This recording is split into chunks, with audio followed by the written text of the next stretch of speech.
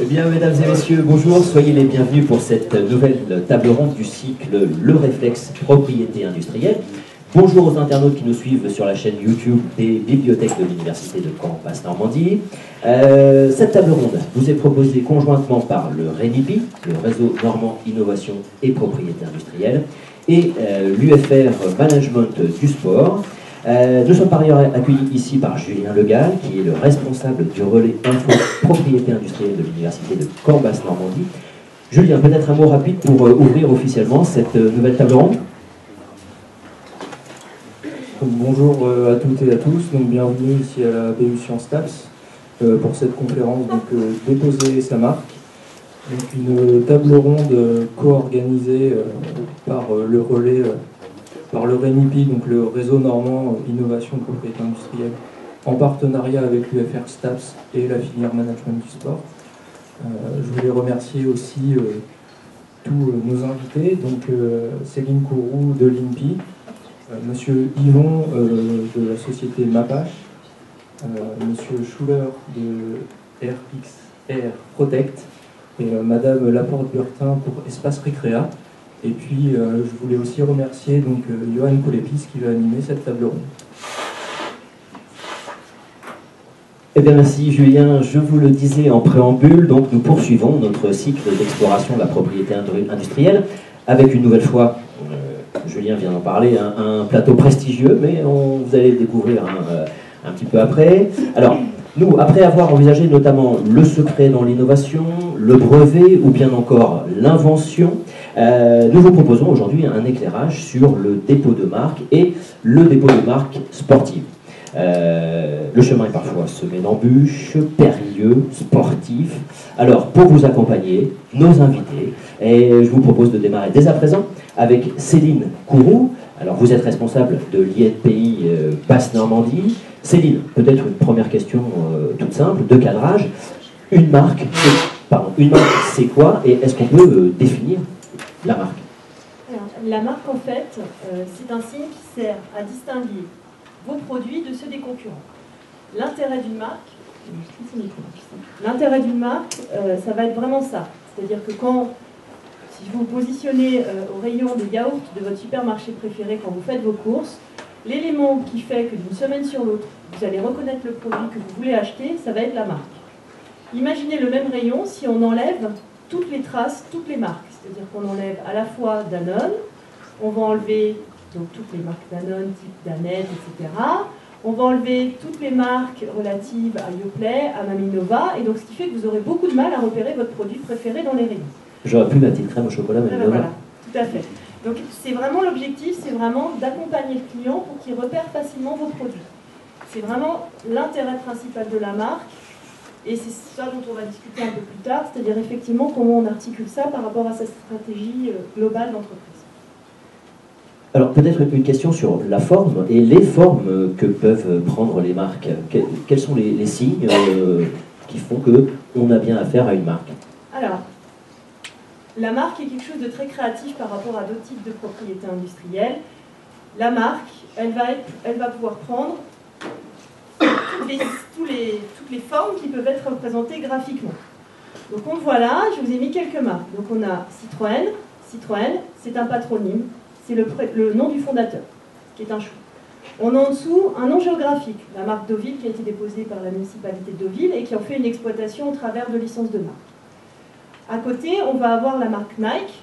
Donc là, on est plutôt sur un signe arbitraire. Comme on la voit, elle est accompagnée de la virgule, donc c'est ce qu'on appelle une marque complexe. En dessous, je vais avoir une marque complètement imaginée, Kiri. Je prends deux syllabes, je les associe. Et je vais choisir de les associer à un produit qui est complètement différent, qui est du fromage. Donc, à côté, une suite de chiffres, 1664, donc associé à une bière. Vous avez ensuite une autre marque, Millefeuille. Alors Millefeuille, pas pour des produits de pâtisserie, mais qui est Millefeuille, une marque de textile.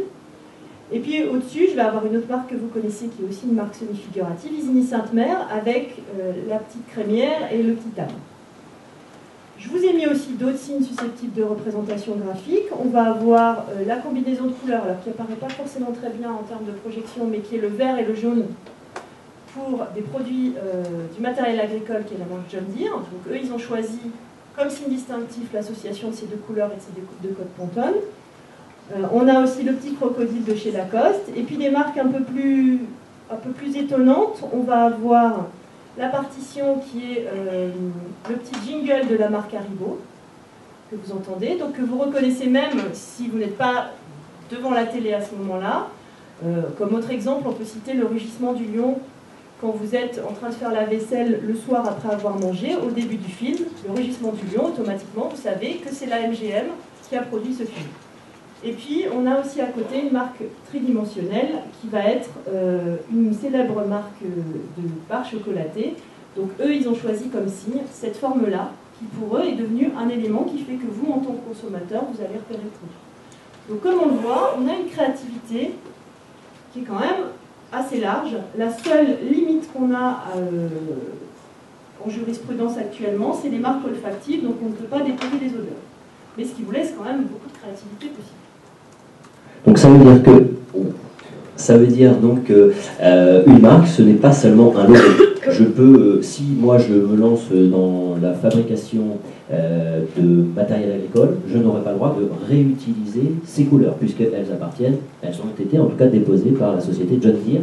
Et moi, si je fais du matériel agricole, je ne peux pas reprendre exactement ces codes couleurs. Tout à fait. En fait, l'intérêt de déposer une marque, c'est qu'après, vous allez avoir un droit de propriété sur le signe que vous avez déposé, et vous allez avoir ce droit de propriété pour les services et les produits que vous avez précisés dans votre dépôt.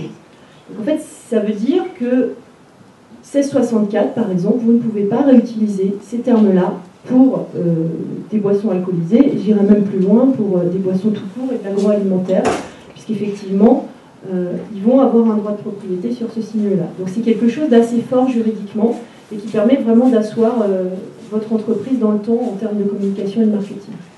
Alors là, on voit bien, on va y revenir tout à l'heure, que lorsque je fais une recherche pour savoir si ma marque existe, c'est un travail complexe. De toute façon, on y reviendra, mais voilà, parce qu'il n'y a pas seulement le logo, il y a la musique, les couleurs et également les formes. Je n'ai pas le droit de fabriquer du chocolat ayant cette forme-là, puisque ça renvoie à une marque particulière. Tout à fait. Alors après, on va avoir une limite, c'est-à-dire que si vous prenez cette forme-là, elle se rapproche. Donc là, c'est la forme de la marque du Clos. Vous avez une autre forme qui est assez proche, qui est le Kinder Bueno, qui est une forme un petit peu différente, qui ne va pas vous donner tout à fait cette impression-là. Et en termes de forme, on peut aussi citer le Toblerone, qui a une forme aussi différente. Donc ça ne vous empêche pas d'avoir une forme en 3D sur votre produit chocolaté, mais effectivement, vous allez être un peu bridé parce qu'il a déjà été déposé par des tiers. Alors, ma marque, une fois que je la dépose, est-ce que je peux l'utiliser pour tout type de produit? Alors, oui, mais au moment du dépôt, il va falloir se poser la question de savoir ce que vous allez en faire dans les 5 à 10 ans qui viennent pour être sûr d'avoir quelque chose qui est cohérent avec l'activité que vous allez avoir. Donc, on peut l'utiliser effectivement si vous avez oublié de déposer pour, par exemple, si vous êtes Deauville et que vous avez oublié de déposer pour la formation, ça ne vous empêche pas d'utiliser la marque Deauville pour faire une formation en tant que municipalité de Deauville. La seule contrainte, c'est que si vous avez oublié de préciser ce produit et service-là dans votre dépôt, vous ne serez pas protégé, donc vous ne pourrez pas attaquer des tiers qui utiliseraient ce nom-là pour la formation. Alors justement, vous venez un petit peu de répondre à la question suivante, mais benoîtement, je dirais, mais pourquoi j'ai intérêt à déposer une marque? Quelle stratégie cela implique-t-il? Alors, en termes de dépôt, l'intérêt de déposer une marque, c'est vraiment dans un premier temps de valoriser la fonction distinctive de la marque. C'est-à-dire que votre objectif quand vous déposez une marque, c'est de permettre aux consommateurs d'identifier vos produits, vos services. Donc effectivement, en déposant, vous allez vous assurer que sous ce nom-là, sous ce signe-là, ce ne sont que vos produits qui sont vendus. C'est un premier élément parce qu'effectivement, le consommateur il a besoin d'être rassuré par rapport à ça. Deuxième aspect, la marque, généralement quand vous la déposez, vous allez faire des investissements pour la faire connaître. L'objectif c'est quand même ça, à un moment. Si vous les connaissez, celle-là, c'est quand même... Il y a eu de l'investissement, si je prends l'exemple du crocodile, qui est une marque qui est quand même assez connue, il y a de l'investissement pour que vous, en tant que consommateur, vous connaissiez la marque et que vous l'associez à une certaine image. Donc effectivement, le fait de déposer vous permet aussi de protéger l'investissement de communication que vous allez faire. Donc on va être sur cette logique-là, vous accompagner dans le développement de l'information et de persuasion du consommateur. Et puis la dernière chose, c'est que vous faites un investissement aussi immatériel, c'est-à-dire que vous allez avoir ensuite un titre de propriété dans votre portefeuille, ce qui est important pour une entreprise, et ce titre de propriété, c'est un investissement qui va être ensuite valorisable, donc soit en direct, c'est-à-dire vous exploitez directement votre marque, mais on peut citer d'autres fonctions, notamment la valorisation extérieure. C'est le cas, par exemple, si votre marque, vous décidez, et on en discutera avec certains des intervenants, de faire du co-branding ou du licensing de marque, c'est-à-dire d'aller la proposer à des gens qui vont l'exploiter et qui vont vous reverser des redevances sur certains produits et services. Effectivement, on reviendra avec nos témoins sur le co-branding notamment. En termes de protection, je dépose. De quelle protection je bénéficie une fois que j'ai déposé ma marque auprès de l'INPI? Alors, je vais avoir une protection. Si je dépose auprès de l'INPI une marque française, j'ai une protection déjà, on en discutera, mais une protection uniquement sur le territoire français. Donc, c'est limitant, mais c'est déjà un premier pas parce qu'on a beaucoup d'entreprises dont le marché est dans un premier temps français. Donc, je vais avoir une protection qui va me permettre d'empêcher à des tiers d'utiliser un signe identique, vraiment le même, ou similaire, pour des produits et services identiques ou similaires à ceux que j'ai désignés dans le dépôt. D'où l'intérêt, dès le début, de bien définir les produits et services que je vais avoir dans mon dépôt, puisque c'est ça qui va faire la portée de votre dépôt et que vous serez bien protégé sur toute la durée de la marque. La marque, elle a une durée de 10 ans et elle est renouvelable tous les 10 ans, moyennant une taxe. Donc effectivement, l'objectif aussi, c'est de voir un petit peu à long terme et de rêver un peu à ce que sera votre marque dans 5 à 10 ans. Petite question, est-ce qu'il y a une limitation dans la reconduite tous les 10 ans ou est-ce que c'est indéfini?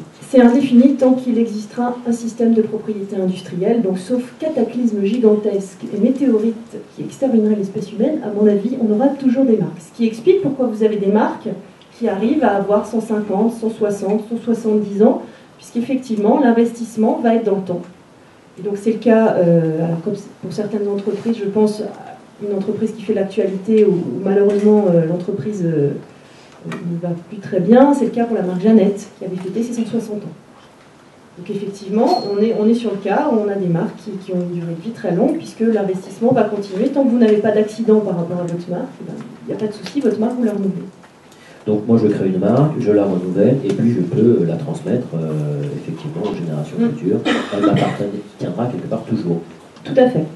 Et après, vous en disposez comme un titre de propriété classique, donc c'est intéressant aussi pour la stratégie. Quand on est dans une stratégie de création d'entreprise ou de valorisation de patrimoine, effectivement, après on a un titre de propriété, on peut le vendre à quelqu'un d'autre, on peut le licencier, donc qui est l'équivalent d'une location à quelqu'un, donc c'est très très souple. On est vraiment sur un titre de propriété classique. Alors, j'aimerais peut-être qu'on plonge maintenant dans la pratique, en tout cas dans des points plus juridiques. Moi, je suis intéressé, j'ai envie de déposer une marque, j'ai commencé à y réfléchir, etc. Mais bon, quelles sont les contraintes de validité d'une marque? Et qu'est-ce qui fait que ma marque va être acceptable, acceptée et valide? Alors, en termes de contraintes de validité pure, la première question qu'on va se poser, c'est qui est le déposant? Donc ça, c'est une contrainte de validité, il nous faut un déposant. Alors le déposant, la plupart d'entre vous peuvent déposer, il faut que ce soit une personne physique, soit une personne morale, qui soit domiciliée dans un des États membres des conventions internationales. Donc je peux déposer moi-même une marque sans avoir de société? Tout à fait. En mon nom propre.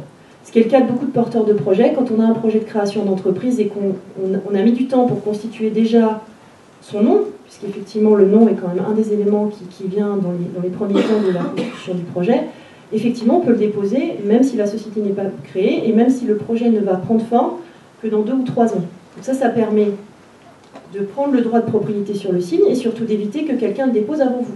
Parce que s'il le dépose avant vous pour les mêmes produits et services, vous serez complètement bloqué et vous devrez renommer votre projet, ce qui n'est pas forcément évident. Donc vraiment, personne physique, personne morale, c'est vraiment totalement libre. La seule limite, c'est des conditions de nationalité. Donc je pense que la plupart d'entre vous sont ressortissants d'un État de l'Union de Paris, sauf à être vraiment venir d'un pays très très exotique où il n'y a pas de système de propriété industrielle, donc par exemple la Corée du Nord. Et je pense que la plupart d'entre vous n'a pas de souci pour déposer. Donc ça, c'est vraiment le premier élément, le déposant. Alors, le déposant, premier élément, ça c'est assez simple pour tout le monde. Voilà, c'est pas une véritable contrainte, on l'avait évoqué, personne ne vient de Corée du Nord, à la limite on souhaiterait, parce qu'au moins ils auraient réussi à s'échapper, mais bon, personne n'en vient. Alors, autre contrainte. Alors, la deuxième limite, qui est quand même une limite importante, c'est que vous ne pouvez pas vous approprier des termes qui sont nécessaires dans votre activité commerciale. Par exemple, imaginez que vous êtes assez malin et vous vous dites, je vais déposer 1000 feuilles, par exemple, 1000 feuilles pour des produits pâtissiers.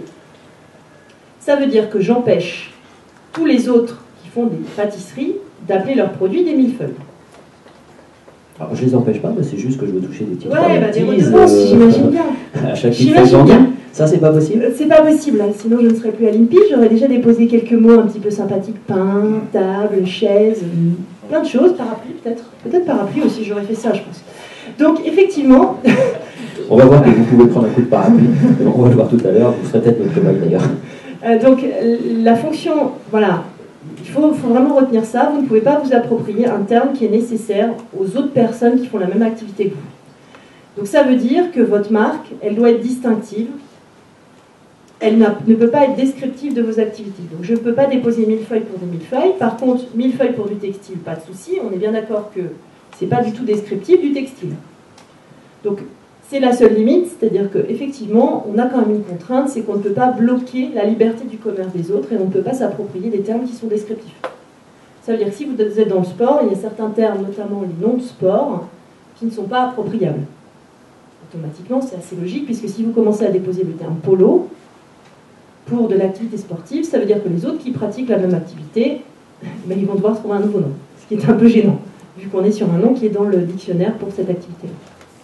Donc ça, c'est une première limite, donc c'est important d'y penser dès le début pour être sûr que la marque va être pérenne dans le temps et ne va pas avoir des risques d'être annulée parce qu'elle est devenue, effectivement, elle peut aussi devenir descriptive. Autre question, moi j'avais l'intention de déposer un drapeau bleu-blanc-rouge avec la Marseillaise. Je me suis dit, à chaque fois qu'on l'utilise comme ça, je peux toucher un petit peu. J'ai le droit de faire ça ou pas? Ben non. Non plus? Ben non, c'est un peu limitant. Alors là, j'ai mis un exemple qui est quelqu'un qui a déposé l'emblème et le drapeau de Monaco pour des activités de cirque. Et bien effectivement, c'est pas possible. Donc une des limites que vous allez avoir, c'est qu'on ne peut pas déposer les drapeaux, les hymnes, les emblèmes olympiques et les emblèmes des Croix-Rouges, de la Croix-Rouge, du Croissant Rouge, du Losange Rouge. Donc on a quand même quelques limites. Pourquoi? Parce que si vous appropriez le drapeau olympique, automatiquement ça pose un problème, puisque si vous vendez vos produits avec le drapeau olympique, on a l'impression qu'ils émanent du comité olympique, ce qui est assez logique. Donc effectivement, c'est une des limites en termes de créativité, on va dire. Bon, une limite, mais qui est quand même, généralement, vous n'allez pas forcément choisir un drapeau d'un pays, puisque aussi vous vous associez à ce pays-là, donc c'est vraiment un choix qui n'est pas forcément adéquat sur certains produits. Donc ça, c'est une des limites, et puis Johan adore toujours cet exemple-là. On fait attention aussi de choisir une marque qui respecte l'ordre public et les bonnes mœurs. Donc c'est le cas de la marque Puta Madre pour du textile, qui a été annulée, qui est un bel exemple de jurisprudence. On en a eu d'autres avant. On a eu la marque Téléphone Rose qui à l'époque a été refusée pour non-respect des bonnes mœurs. Alors je vous précise que ces critères-là, c'est des critères qui existent auprès de l'Office français, mais que si vous choisissiez, par exemple, une insulte qui vous plaît bien en chinois pour votre marque textile, en France, il y a de grandes chances que ça passe, puisque la majorité des personnes françaises ne parlent pas chinois et ne connaissent pas les insultes en chinois. Le problème, c'est le jour où vous voudrez étendre votre marque en Chine.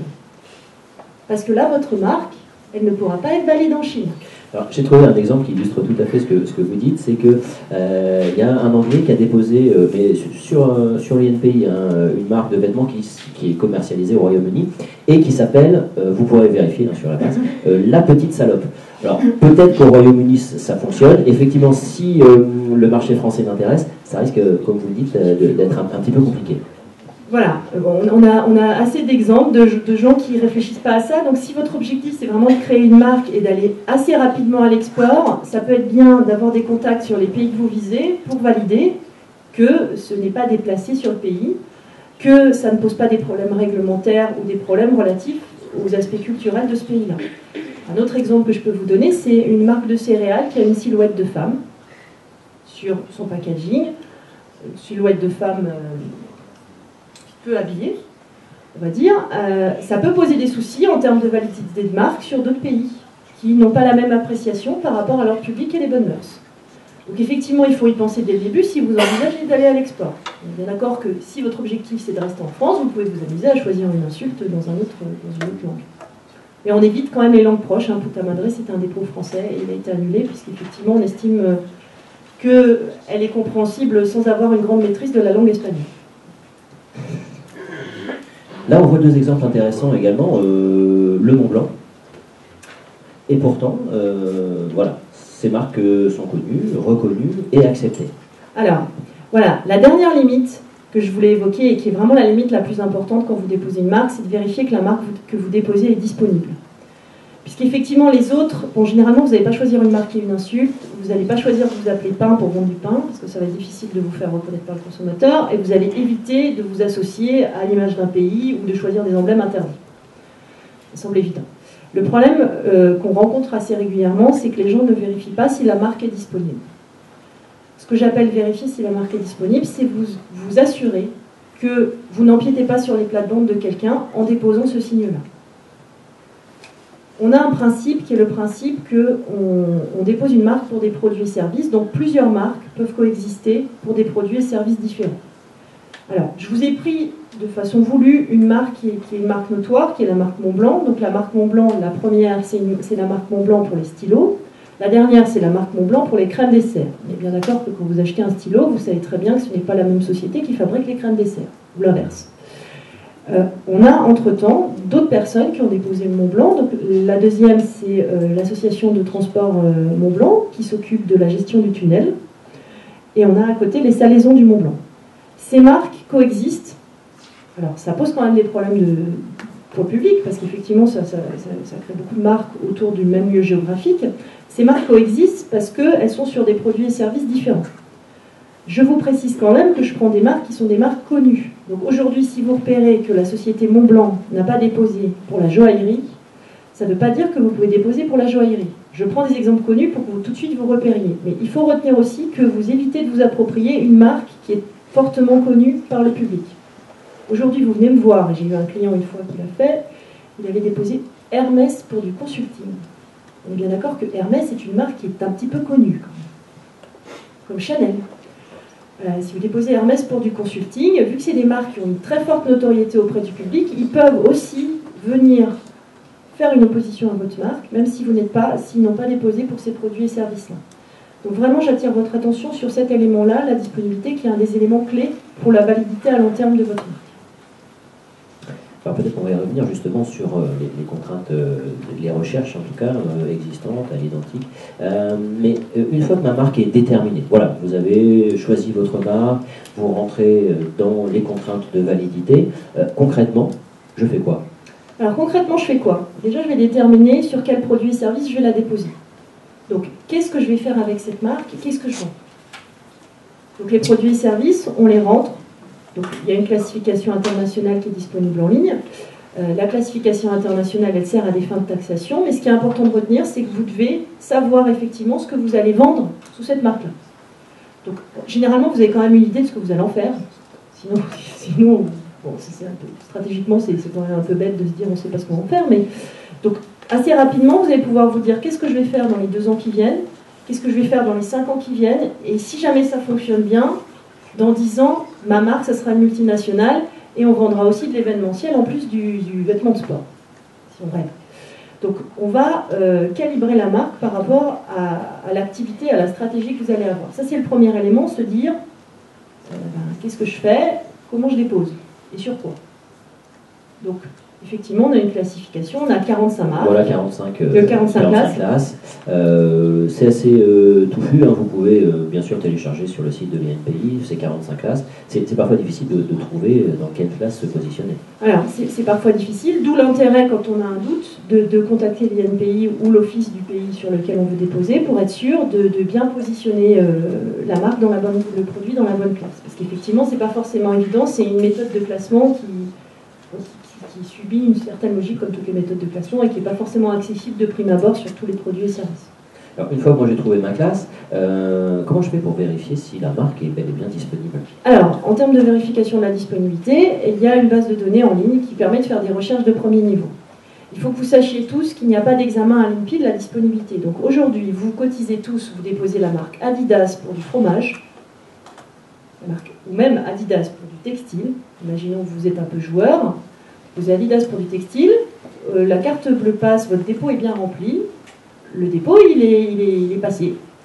Donc ça c'est très important ce que vous êtes en train de dire, c'est-à-dire que le dépôt est sous ma responsabilité. Voilà, tout à fait. L'INPI va enregistrer le dépôt, mais ne va pas vérifier qu'elle respecte les contraintes de validité. En tout cas, Pas celle-là. pas celle-là.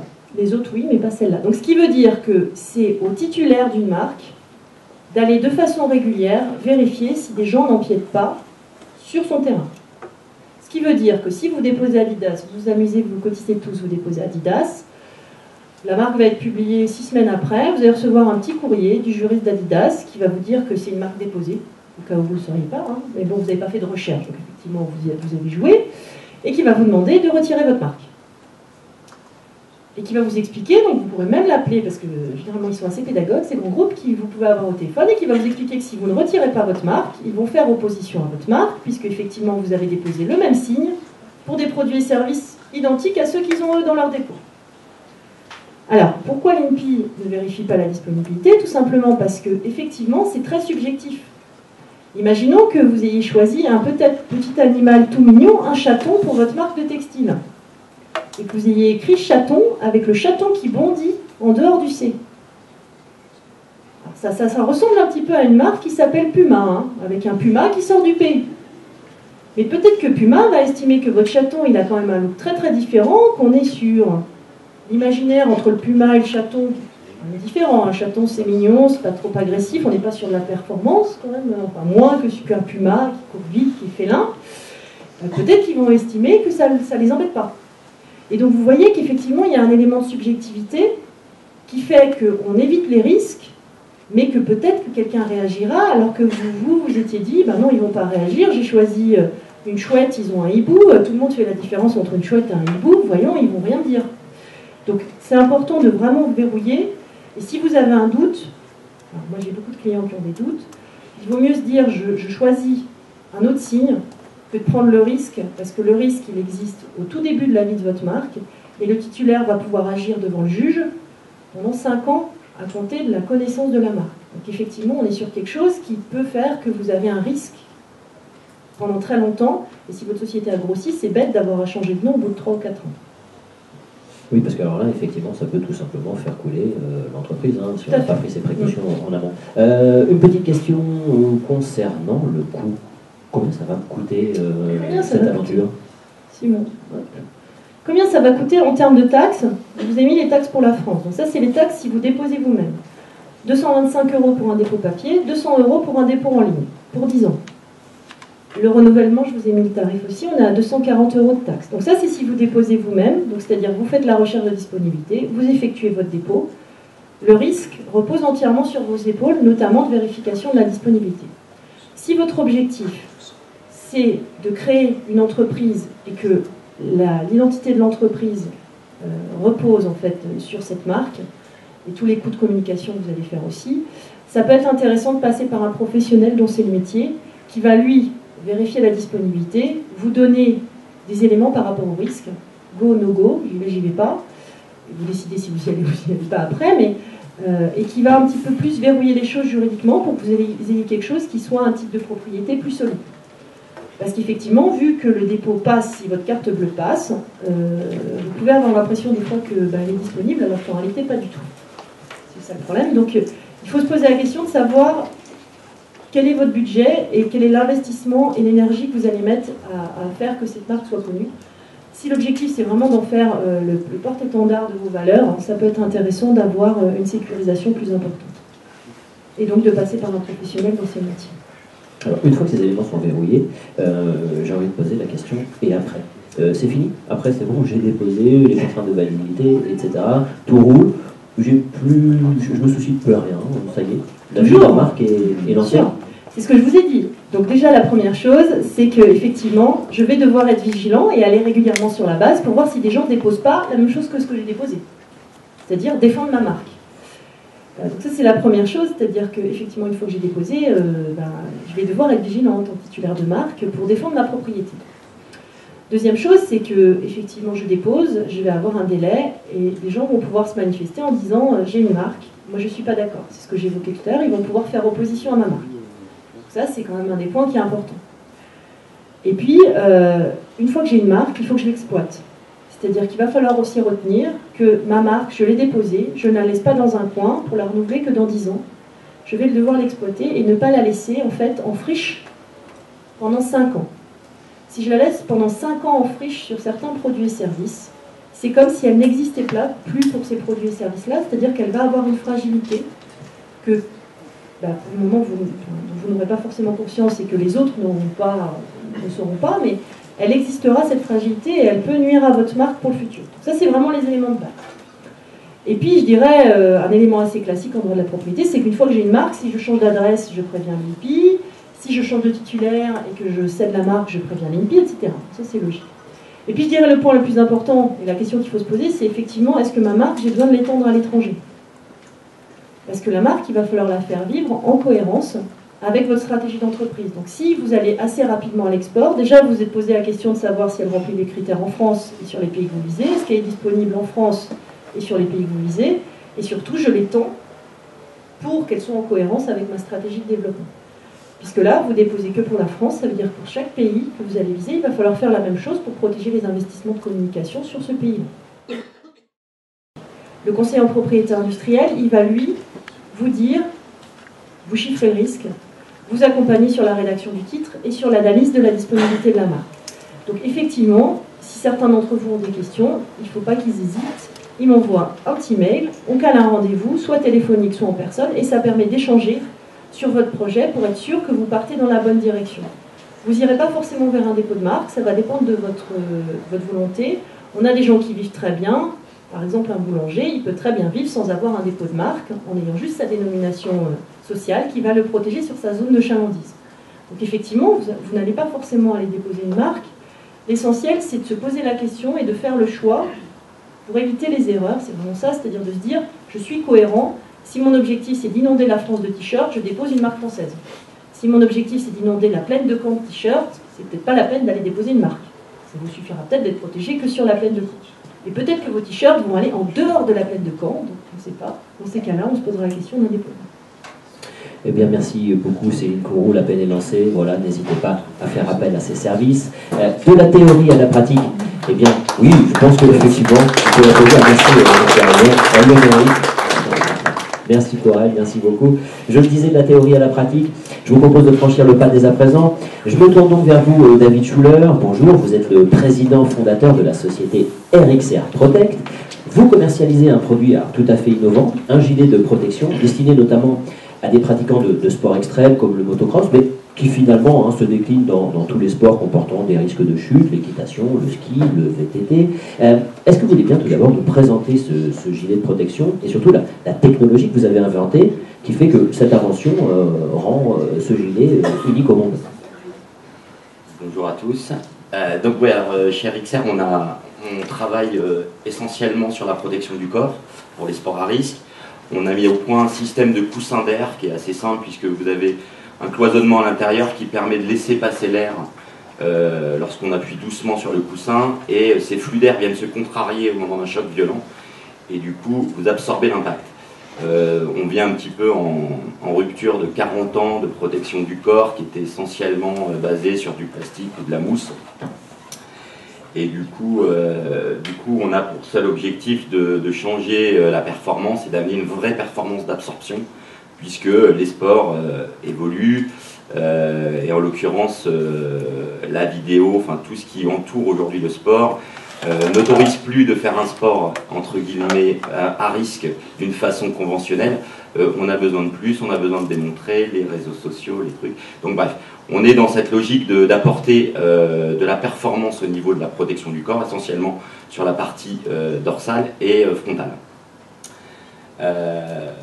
Je continue ou... Oui, non, mais vous pouvez continuer, mais ce qu'on peut faire, c'est inviter toutes les personnes présentes, les internautes qui nous regardent, à suivre vos tests que vous produisez et qu'on peut suivre sur Internet, qui sont assez effectivement impressionnants entre la protection rigide où on voit bien que l'impact peut briser une colonne et la protection par air, puisque votre invention c'est ASA en anglais, puisque c'est Air Shock Absorber. Moi, la question que j'ai envie de vous poser, c'est comment est née cette idée de remplacer des structures rigides par de l'air?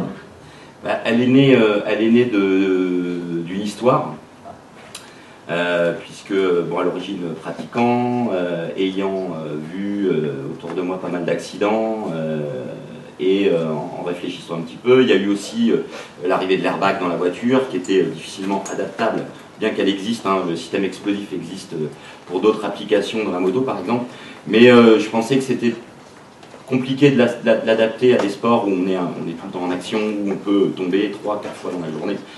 Compliqué d'aller faire exploser une protection 3-4 fois dans la journée. Donc on est vraiment, nous, axés sur un concept de multisport, hein, puisque c'est moto, vélo, ski, équitation pour le moment. Après, il y a évidemment d'autres applications, mais en tous les cas, l'idée était quand même de se rapprocher des pratiques réellement à risque, puisque si on prend l'exemple de la moto de route, on sait tous qu'une protection, et même un airbag hein, aujourd'hui, ne sera efficace que jusqu'à 30-35 km/h, ce qui est entre nous la minorité des accidents dangereux. Donc il y a tout un aspect marketing autour de tout ça qui, moi, m'intéresse peu.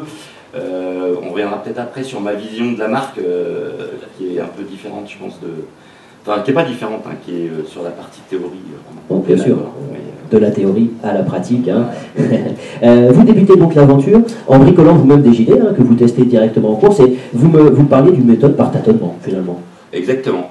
Moi, j'ai commencé à prendre des sacs poubelles avec de la cire à bougie, à faire des parties gonflables, à essayer de comprendre comment ça pouvait fonctionner. J'ai aucun diplôme, hein, donc je m'en cache pas. Si, j'ai un BEP comptabilité. C'est intéressant, hein, parce que ça apprend pas mal de choses. Par ailleurs, voilà, je monte des coussins d'air pour les matérialiser. Par exemple, celle-ci est intégrée dans un sac à dos. Donc en gros, hein, c'est vraiment tout bête, hein, c'est une idée un peu idiote même au départ. Et du coup, vous avez à l'intérieur de cette poche d'air des cloisonnements, des systèmes qui font que l'air va pouvoir bouger si vous appuyez doucement en cas de choc violent. Et grâce à cette méthode de tâtonnement, ça a permis en fin de compte de rapidement voir qu'on pouvait, avec un peu d'astuce, avec un peu de bricolage, faire en sorte qu'on parte d'une idée à quelque chose qui amène une vraie performance, une vraie valeur ajoutée, et qui, dans le domaine de la protection et le sport, essaye de mettre en avant un peu d'éthique, ce qui manquait beaucoup dans ce domaine, je le pense, il y a 20, 30, 40. Alors, vous me disiez effectivement que cette méthode s'est faite tout à fait individuellement, parce que notamment modéliser des accidents, c'est très coûteux et pratiquement impossible quand on est seul ou avec une équipe resserrée. Ouais, alors là encore, il y a de la théorie et de la pratique. Alors sur la théorie, on peut toujours modéliser. On a d'ailleurs les normes CE qui, nous, dans notre domaine, nous cadrent, hein, puisque tous nos produits sont obligatoirement normés. Alors là, la norme, effectivement, modélise des frappes, modélise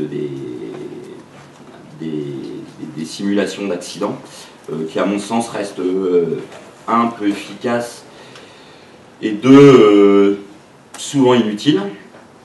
Et après, il y a l'expérience, il y a l'histoire qu'on vit avec un produit, donc prendre le temps de le mettre sur le marché, prendre le temps de le faire évoluer, prendre le temps d'en tirer un maximum d'histoire, un maximum d'observation, de réflexion, et je pense que la valeur réelle aujourd'hui d'un produit, à mon sens dans le sport, on sort d'années très marketées.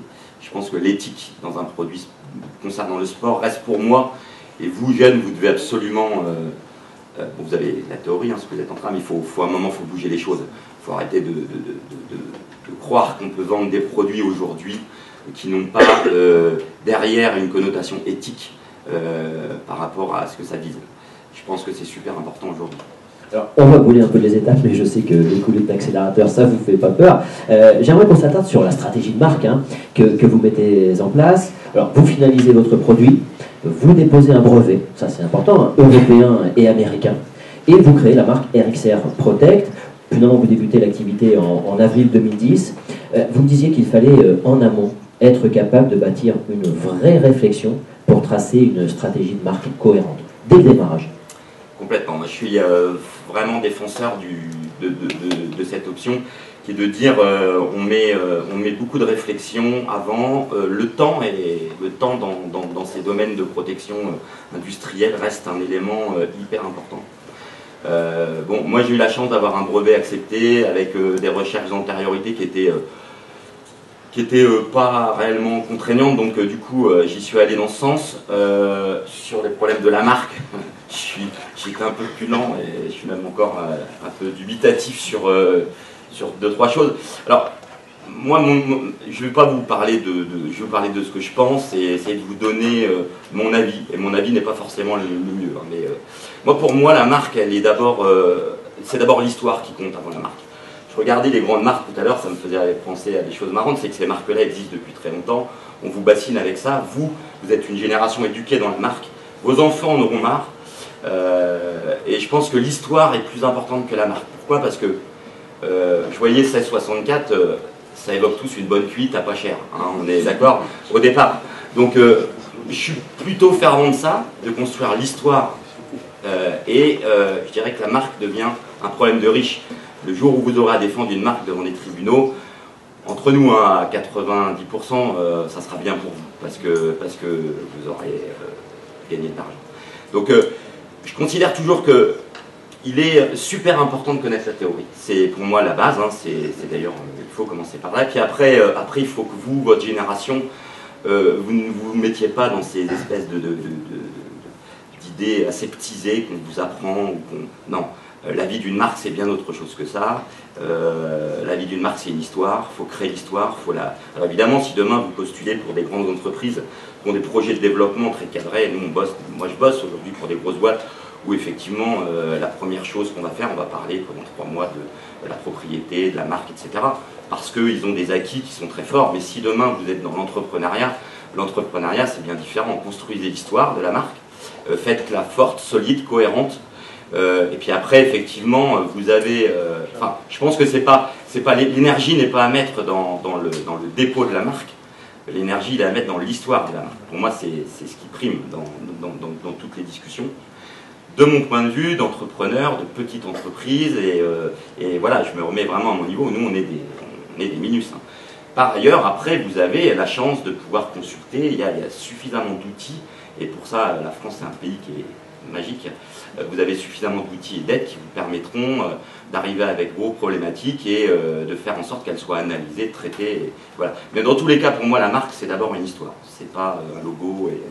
D'ailleurs, je vous incite tous à aller voir Logorama, qui est un pote à moi qui a fait ce petit clip, qui est super intéressante parce que j'ai vécu 6 ans au Maroc aussi, donc j'ai bien connu comment détourner les marques. Il y avait même des trucs super sympas. Hein. Et du coup, voilà, c'est là qu'on prend une autre dimension. Et en plus, très franchement, je pense que votre génération, on a un peu marre de la marque. On parle de Nike, oui, on parle de Jordan avant Nike. À la limite, c'est peut-être ce qui a fait que... Mais donc, on est encore dans l'histoire, avant la marque. Et vous me disiez d'ailleurs à ce propos que, pour vous, il ne faut pas protéger la marque à n'importe quel prix. En fait, il y a plusieurs facteurs qui sont quand même à prendre en compte, notamment où je mets mes moyens, quoi. C'est exactement ça. Alors ça rentre en amont sur la stratégie parce que effectivement, quand on alors on a en plus, je ne sais pas si c'est le moment d'en parler, mais on a en France une politique d'investissement qui est un peu compliquée puisque de toute façon, on vous mettra des moyens qu'à partir du moment où vous justifiez de rentabilité. Donc pour ça, vous êtes souvent obligé de mentir et ça influence souvent votre stratégie. Ce qui est pour moi une erreur puisque je considère que sur une marque, la marketing serait d'abord à valoriser et construire l'histoire avant de vendre des produits. Reste dans la société d'aujourd'hui, hein, on est à l'heure, c'est fini, aujourd'hui la communication elle a complètement explosé. Je pense que, alors je parle toujours pour mon cas personnel, je ne parle pas pour les grandes enseignes qui ont déjà des acquis forts. Aujourd'hui une marque qui elle veut survivre ou tout du moins vivre, c'est de trouver des solutions innovantes dans le marketing pour la faire vivre, la faire respirer et construire l'histoire. Ça je pense que c'est pour vous super important aussi de l'intégrer dans vos réflexions. Et il y a un moment, faut arrêter d'être sage, quoi. Faut arrêter d'être sage, faut bouger, faut trouver des idées, provoquer, il y a l'humour, il y a plein de choses qui aujourd'hui peuvent conditionner ce que deviendra une marque. Mais dans tous les cas, effectivement, les moyens qu'une entreprise a à disposition au départ quand elle démarre, je ne pense pas qu'il soit dans les priorités de les mettre dans tout ce qui est protection. Il est intéressant de se protéger et d'avoir la réflexion, ça c'est je ne peux pas dire le contraire. Et pour moi, mettre des priorités dans vos déroulements d'actions et dans vos dépenses de moyens me semble de toute façon indispensable et à intégrer directement dans la stratégie. Alors justement, une question que vous disiez qu'il était important de se poser, qu'est-ce qu'il est important de bloquer chez mon concurrent, finalement? Ça peut aider à créer sa stratégie de marque. Ouais, alors, moi je prends toujours le problème à l'envers, je dis quelle autre marque va venir m'emmerder en fin de compte. Globalement, c'est ça. Pourquoi ils vont venir m'emmerder? Et pourquoi demain on va avoir envie de me copier? D'ailleurs, la copie pourrait être une stratégie pour une marque aussi. On l'oublie maintenant parce que, une fois encore, on vous met les mêmes logos depuis 40 ans, mais la copie peut être une bonne stratégie pour mettre de la notoriété dans une marque. Maintenant, si on parle du côté pourquoi je vais déposer ma marque, moi je me pose la question inverse, c'est pourquoi on va venir copier ma marque. Et à partir du moment où vous posez cette question-là, je pense qu'on prend une dimension un peu différente et on se dit effectivement aujourd'hui je ne représente pas grand-chose. On relativise un petit peu effectivement en prenant cette posture-là, quoi. Je pense que ça permet d'avoir une réflexion un peu différente et toujours dans la réflexion, il faut toujours se mettre... il faudrait quasiment pouvoir changer de côté de la table parce qu'à la finale... c'est ce qui est important, c'est d'avoir des réflexions intelligentes, mettre du bon sens dans la réflexion, et dans le bon sens, il y a forcément de connaître ce que pensent les autres de vous, et de là, qu'est-ce qui fait que ma marque aujourd'hui va les gêner ou pas les gêner, qu'est-ce qui vont venir m'emmerder avec ma marque ou pas, qu'est-ce qui va faire qu'elle va être copiée ou pas, dans quel pays, enfin, après, on est sur un terrain vague, hein, on est sur un espèce de grand parc d'attractions, où il faut jouer là-dedans, être astucieux. Le dépôt de marque peut être innovant. Moi, je le pense. Je pense qu'il y a des solutions, des nouvelles pratiques aujourd'hui qui peuvent être intéressantes. Alors, vous avez aussi un autre avantage, et il faut peut-être le dire et inciter, vous parliez de prendre des risques, innover, inventer. Vous êtes également, votre société repose également sur un brevet fort. Et c'est peut-être un atout pour développer une marque. Alors un brevet fort, on verra le jour où je serai devant le tribunal. Je pense qu'aujourd'hui, dans la protection en général, industrielle, on a la réponse que quand on a le marteau du juge qui tape sur la table. Il faut pas vous raconter d'histoire. On n'est jamais gagnant dans la protection, mais jamais perdant non plus. Donc on a des armes pour se défendre.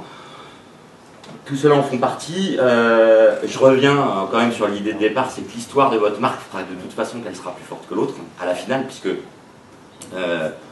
on est aussi, enfin, on n'entreprend pas pour aller au tribunal, on entreprend pour se faire plaisir, pour faire bouger les choses, pour changer un petit peu les choses. Donc du coup, voilà, je pense pas que ça soit, faut pas que ça soit une chape de plomb qui vous pèse en disant je suis pas protégé. Non, avancez. Posez pas de questions, vous avancez. À un moment, ça reste que des problèmes de riches, tout ça, je pense que... Et les problèmes de riches, bon, moi j'en ai pas, donc, mais le jour où j'en ai, je serai très heureux, je pense. Alors, moi j'aimerais qu'on revienne, en tout cas qu'on envisage un petit peu la stratégie de marque sportive, puisque il s'agit bien RXR Protect, il s'agit bien d'une marque sportive, et finalement, comme les plus grandes marques, vous bâtissez votre plan marketing autour des ambassadeurs. Alors, vous pouvez nous exposer à l'audience cette démarche de l'ambassadeur? Alors, là encore, quand on n'a pas beaucoup d'argent, il faut trouver les solutions. Je me plains pas. Moi, j'ai toujours pensé que dans le sport, la marque doit avoir un rapport avec la compétitivité. On ne peut pas dissocier le sport de la compétitivité. Justifier cette compétitivité, c'est effectivement démontrer que nos produits peuvent gagner, peuvent être utilisés par le plus grand niveau. De là, j'avais pris l'option de la politique d'ambassadeur pour plusieurs raisons. La première, parce que c'est un moyen d'être visible aujourd'hui dans l'environnement de communication, réseaux sociaux, tout l'aspect viral de la communication d'une façon rapide et entre guillemets peu coûteuse. Et de plus, ça laissait la possibilité d'utiliser ses performances, d'utiliser ses investissements le jour où on a un peu plus de moyens pour faire des panels de solutions avec de la presse, etc. Donc pour moi, toujours dans ma réflexion, j'ai toujours mis des priorités dans mes actions. Et j'ai pensé que la politique d'ambassadeur était pour moi la première chose à faire pour démontrer, etc. Et de plus, je reviens sur ce qui nous intéresse, c'est la marque. Je pense que c'est aussi un des meilleurs moyens pour construire l'histoire de la marque.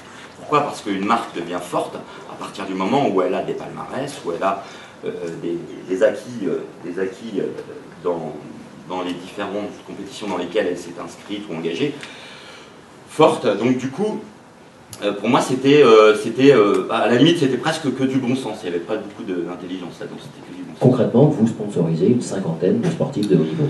Ouais, aujourd'hui, on est associé à 50 sportifs de haut niveau, voire très haut niveau dans nos domaines, avec tout ce qui est sympa, tout ce que ça procure et ce que ça amène comme dynamique dans l'entreprise, parce qu'effectivement, l'entreprise vit avec ses sportifs. Les sportifs nous amènent la notoriété, nous amènent des bons moments, des mauvais moments.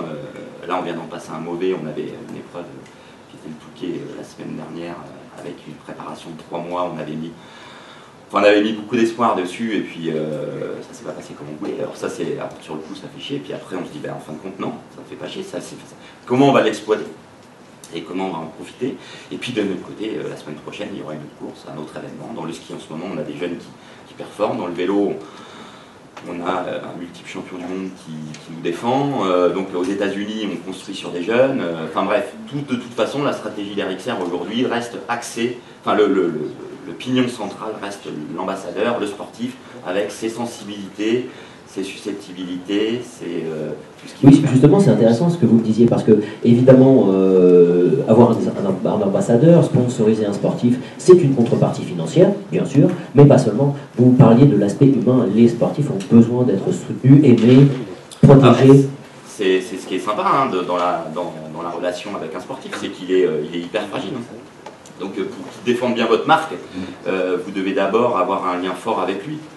Je pense que l'aspect humain dans n'importe quel contrat sportif passe avant.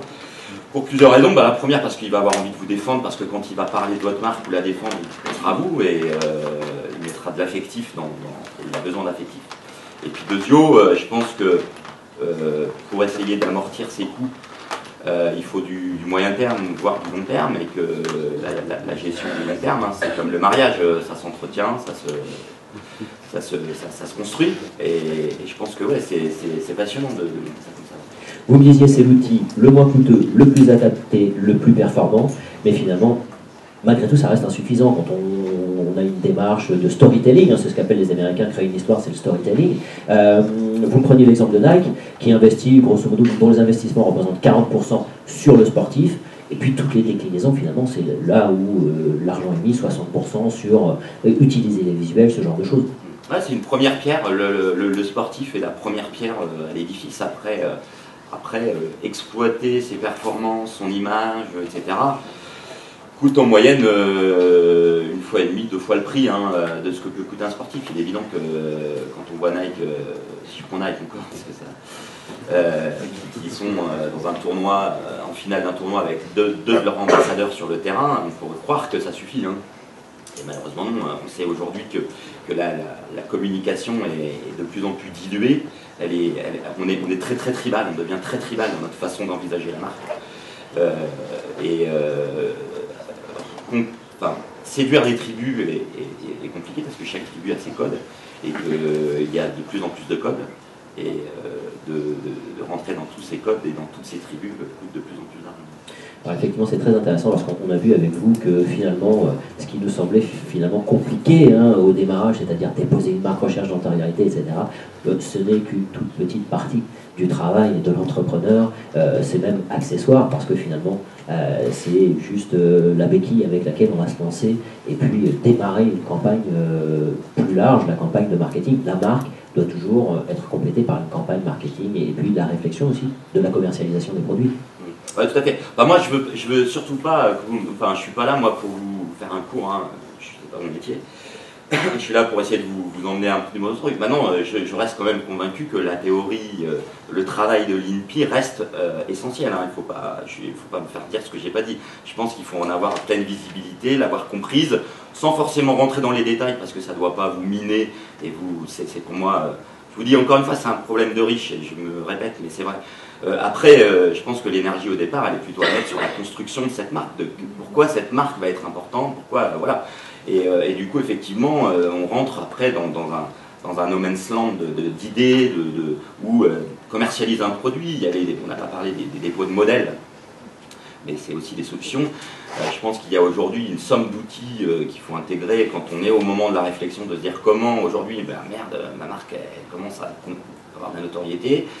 Je pourrais me faire emmerder sur tel ou tel domaine, comment je peux faire? Là, il y a une somme d'outils, il y a des gens très compétents pour ça, mais effectivement, dans le développement d'une marque, on a toujours...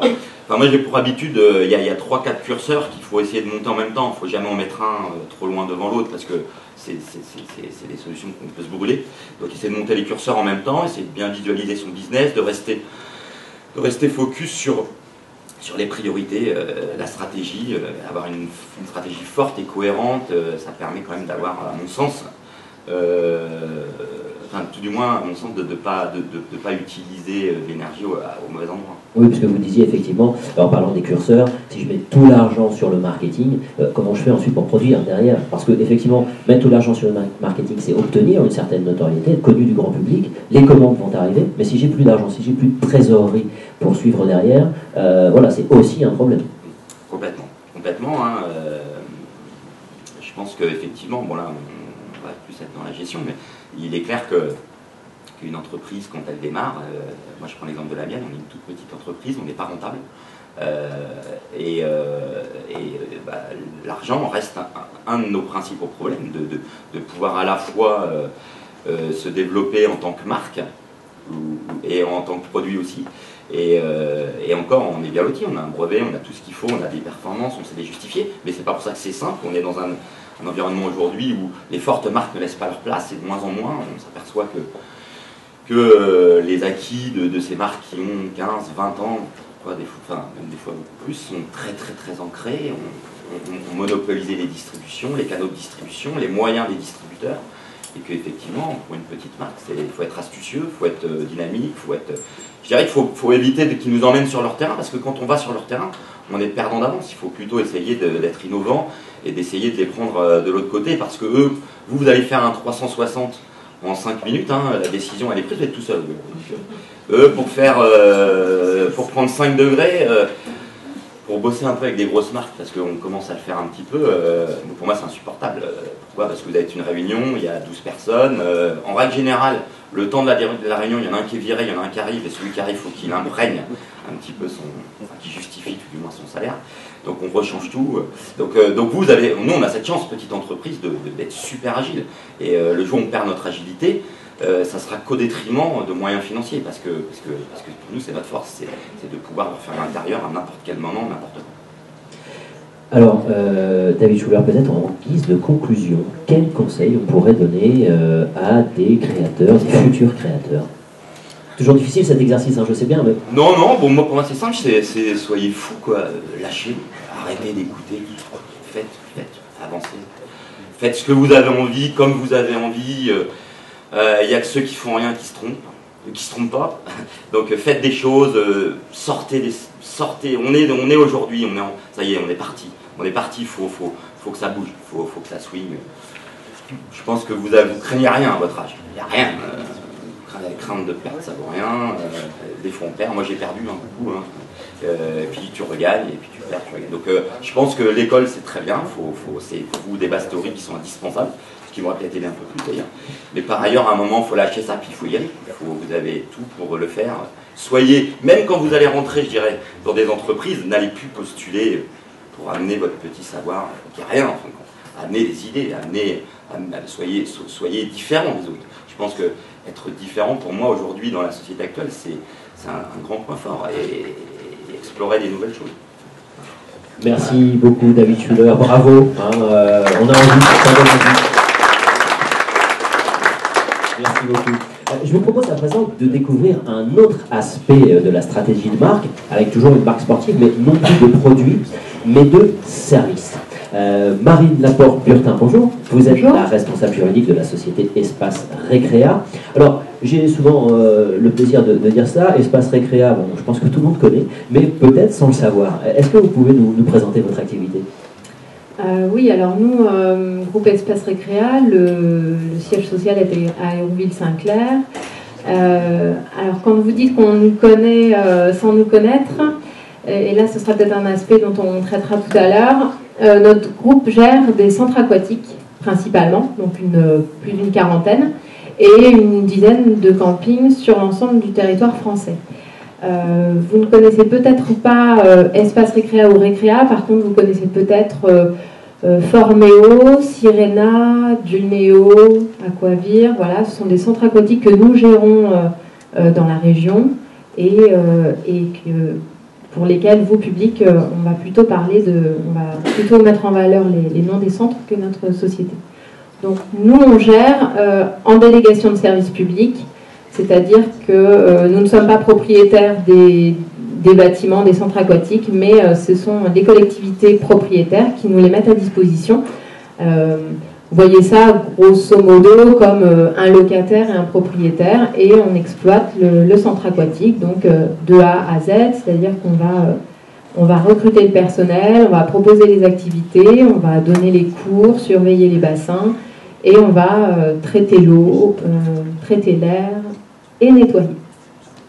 Alors, c'est important de le préciser, vous avez été, Espace Récréa a été lauréat des derniers trophées INPI de l'innovation dans la catégorie marque. Alors, juste, je donne la parole 30 secondes à Céline Courroux. Qu'est-ce qui a retenu l'attention du jury dans la stratégie de marque de Récréa? Alors, en fait, ce qui a intéressé le jury, c'est le double aspect, puisque Récréa a fait un choix d'avoir des marques de services, dont je pense qu'on va reparler un petit peu plus tard, c'est-à-dire ils ont vraiment une stratégie de se démarquer de leurs concurrents qui gèrent aussi des centres aquatiques, en se disant on vous apporte notre gamme de produits et services qui est ciblée, qui a une identité forte, qui va apporter des valeurs aussi aux usagers et qui va faire que votre centre va avoir du succès. Ça, c'était le premier niveau. Et puis le deuxième niveau aussi qui a apprécié très fortement le jury, c'est le travail que fait Récréa au quotidien pour accompagner les collectivités dans toute la procédure en fait, de choix d'un nom. Effectivement, quand ils sont en face de leurs clients, qui sont des clients collectivités territoriales, la collectivité territoriale, elle veut donner un nom au centre. Et la collectivité, il va falloir l'accompagner pour être sûr qu'elle ne choisisse pas comme nom, par exemple, Arena. Parce que Arena, c'est un peu une marque de maillot de bain. Et le problème, c'est que c'est vraiment un travail qui est parfois difficile, puisque les élus, des fois, ils sont assez affirmés de ce qu'ils veulent. Et donc c'est tout un travail, et c'est vrai que les deux volets en fait étaient intéressants puisqu'ils apportent du service en accompagnant la collectivité, et puis ils ont aussi toutes leurs marques qui font partie du patrimoine de l'entreprise et qui sont vraiment un élément différenciateur à la fois pour eux face à leurs clients, et pour vous en tant que client final quand vous allez dans un de leurs centres, vous allez très vite repérer la petite mascotte, vous allez repérer les produits, les services, les activités très spécifiques qui sont ciblées et qui vont vous aider à vous repérer en tant que consommateur. Donc effectivement, une activité très intéressante et avec en parallèle le dépôt de marque pour le service public, mais également vous-même, vous êtes innovant et vous créez des produits. On reviendra tout à l'heure sur un produit sur lequel on fera un éclairage. Peut-être une première question, on parle des marques. Vous avez un portefeuille de combien de marques? On a 9 marques actuellement. Donc ce qui n'est pas non plus un portefeuille énorme, je dirais. Après, on dira peut-être pourquoi aussi nous n'avons que 9 marques alors qu'on a 50 centres. Voilà, Peut-être une question, en quoi c'est important pour vous de déposer des marques et quel avantage cela représente-t-il? Dites-nous. Alors, la réponse, elle est sur 2 aspects. Justement, ce dont parlait Céline Courroux, c'était notre double position. C'est-à-dire qu'on va avoir une stratégie de marque vis-à-vis d'une collectivité, on va avoir une stratégie de marque vis-à-vis du public, des usagers. En quoi c'est important? Pour une collectivité, la marque va vraiment être, le nom de son centre va vraiment être très différenciant, c'est vraiment s'approprier, et c'est pour que c'est contribuable, parce que finalement ce sont des collectivités territoriales. L'idée c'est vraiment que le centre soit l'objet un petit peu phare du territoire. On va parler d'une... Oui, effectivement, alors excusez-moi de vous interrompre, ce que vous me disiez c'est qu'on ne va pas à la piscine de Carpiquet, mais on va à Sirena, l'espace Sirena. Alors ça c'est une vision vraiment propre à Espace Récréa. C'est-à-dire que vous ne verrez jamais sur nos centres le logo ou la marque Espace Récréa ou Récréa. Ça, c'est une marque qu'on utilise uniquement vis-à-vis des collectivités territoriales. Vis-à-vis des usagers, effectivement, on s'efface complètement. Ça, c'est la stratégie et la volonté de notre dirigeant. C'est vis-à-vis des usagers, vous ne verrez jamais Espace Récréa, mais vous verrez à Falaise Forméo, vous verrez là, très récemment à Argence, vous verrez Dunéo, mais vous ne verrez jamais Espace Récréa. Donc, le but, c'est quoi vis-à-vis des collectivités? Vraiment, pour une collectivité, c'est lui proposer un nom et éventuellement le déposer. Alors, pour le compte de la collectivité, avec une session de marque, ou juste elle-même, mais en l'accompagnant matériellement, lui montrer les clés, ce qu'il faut faire, ne pas faire. Donc ça, ça lui permet justement de s'approprier le centre vis-à-vis d'une autre collectivité. Et vis-à-vis notre stratégie de marque vis-à-vis des usagers, c'est vraiment un élément de différenciation. C'est vraiment le terme le plus important pour nous, c'est-à-dire qu'on va innover, on va créer des choses, et on va lui donner une force et un caractère distinctif réel vis-à-vis de nos concurrents. On n'est pas non plus 20 prestataires sur le marché, on est 7, 8 sociétés, 8 groupes à avoir cette activité de gestion de centres aquatiques en délégation de service public. L'idée, c'est ça, c'est de dire, chez Espace Récréa, il y a telle activité, elle nous appartient. Et pour une collectivité et un usager, il va savoir que telle activité, il la trouvera dans un centre Espace Récréa. Donc effectivement, la marque, c'est la différence. Faire la différence avec les 8 autres ou les 7 autres sociétés sur ce marché-là. Montrer votre travail d'innovation et en quoi vous avez un plus, finalement. Exactement, parce que nous, on n'a pas du tout dans le dépôt de la marque, c'est pas du tout une question de merchandising ou de vente ou de licence à donner pour qu'un tel ou un tel exploite notre marque. C'est vraiment pas du tout ça. C'est pas notre secteur d'activité. On n'a pas non plus un secteur d'activité hyper mercantile parce qu'on est vraiment sur le service public, l'accès à l'eau pour tous. Effectivement, il y a un volet commercial, on s'en cache pas, il faut aussi que la boîte tourne, mais on n'est pas du tout sur une exploitation de la marque au niveau commercial. C'est vraiment juste un élément de différenciation réel. Alors juste un petit point qui est intéressant concernant l'activité de Récréa, et on en a parlé avec Céline, c'est que des marques peuvent coexister. Sirena, je crois qu'il y a 27 marques déposées Sirena, mais pas en piscine. Alors, Sirena, par exemple, on ne l'a pas déposé, et on en parlera justement. Dunéo a été déposé. D'autres centres, par exemple, dans les Alpes, Espace Paradisio, qui est un spa aussi, qui a été déposé. Oui, effectivement, je pense aussi à Faréo, qui est un de nos nouveaux centres en Anjou, où là, le dépôt Faréo existe dans d'autres secteurs d'activité. Ça n'empêche pas.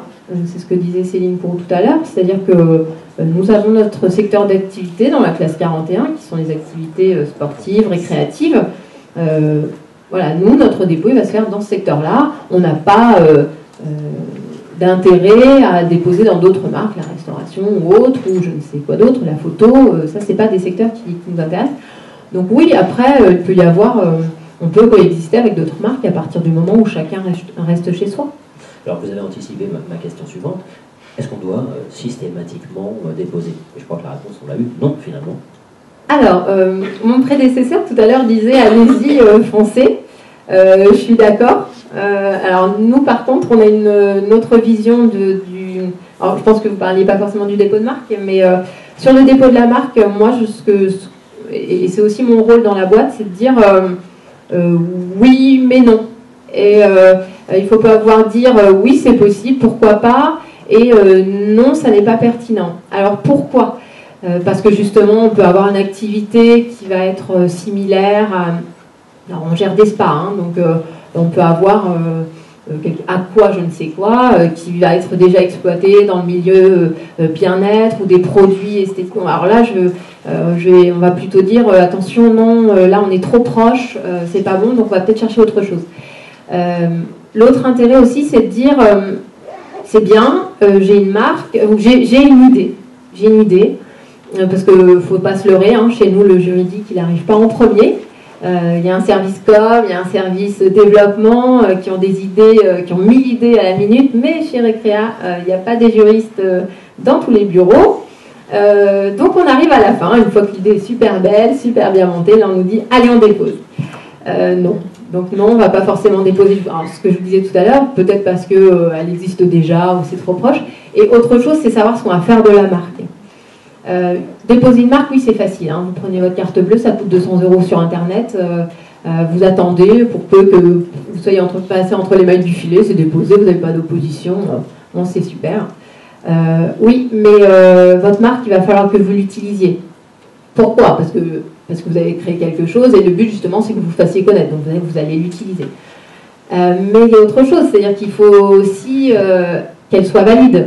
On parlait de friche pendant 5 ans, donc il faut déjà l'utiliser et en plus il faut la défendre.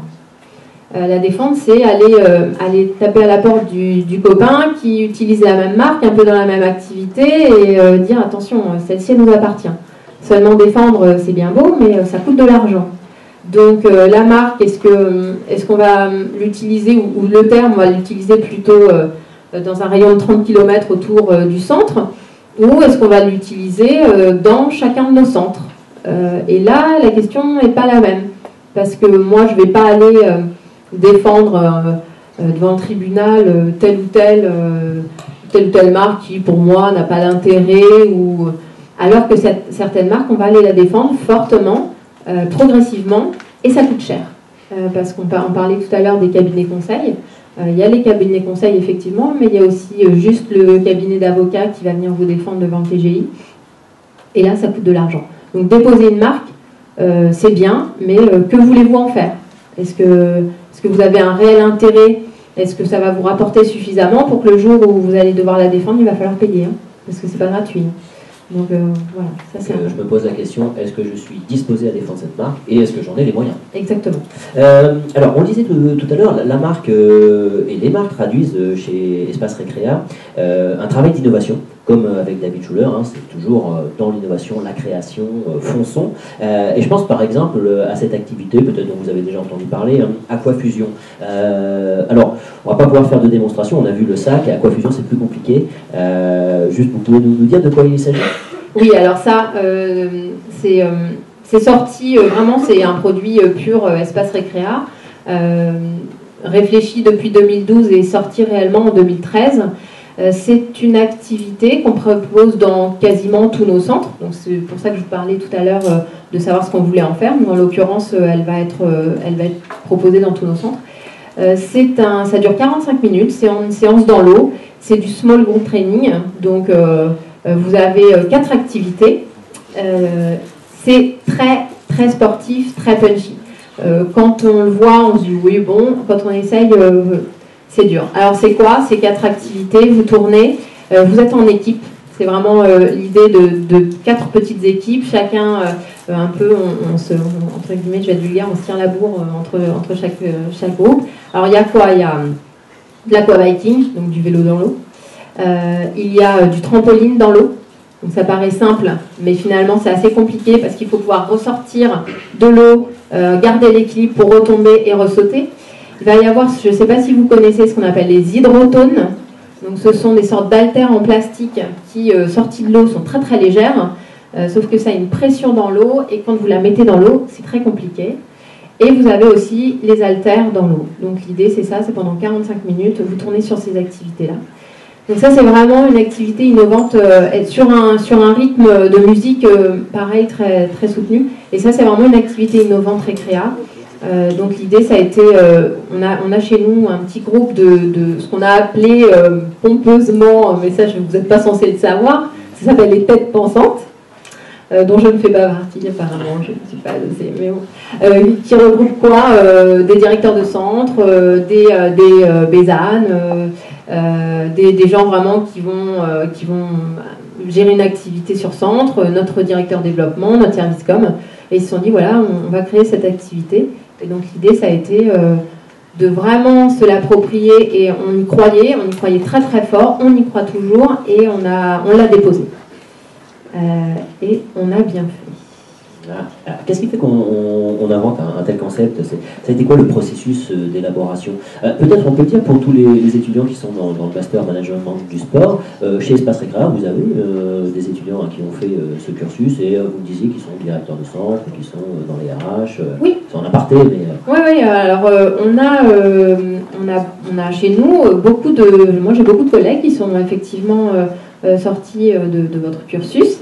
Ça va être des directeurs de centre, qui sont arrivés directeurs de centre ou coordinateurs, mais ça peut être aussi au siège. On avait un chargé d'études, donc c'est la personne qui va répondre aux appels d'offres vis-à-vis des collectivités, qui a fait ce cursus-là, et notre DRH aussi a fait le master, qui à l'époque s'appelait DESS, mais pas très énergique, pas m'en vouloir. David Schuller le disait, hein, venez avec vos idées. Alors là, je reviens à cette question sur le processus d'élaboration. C'est quelqu'un qui vient avec son idée, qui dit tiens, j'ai cette idée, ou alors c'est les réunions des têtes pensantes, les brainstorming? Non, ça commence forcément par quelqu'un qui s'est levé le matin en disant j'ai vu un truc super, c'est génial, je pense qu'on peut l'adapter, et voilà. Et chez nous on en a plein.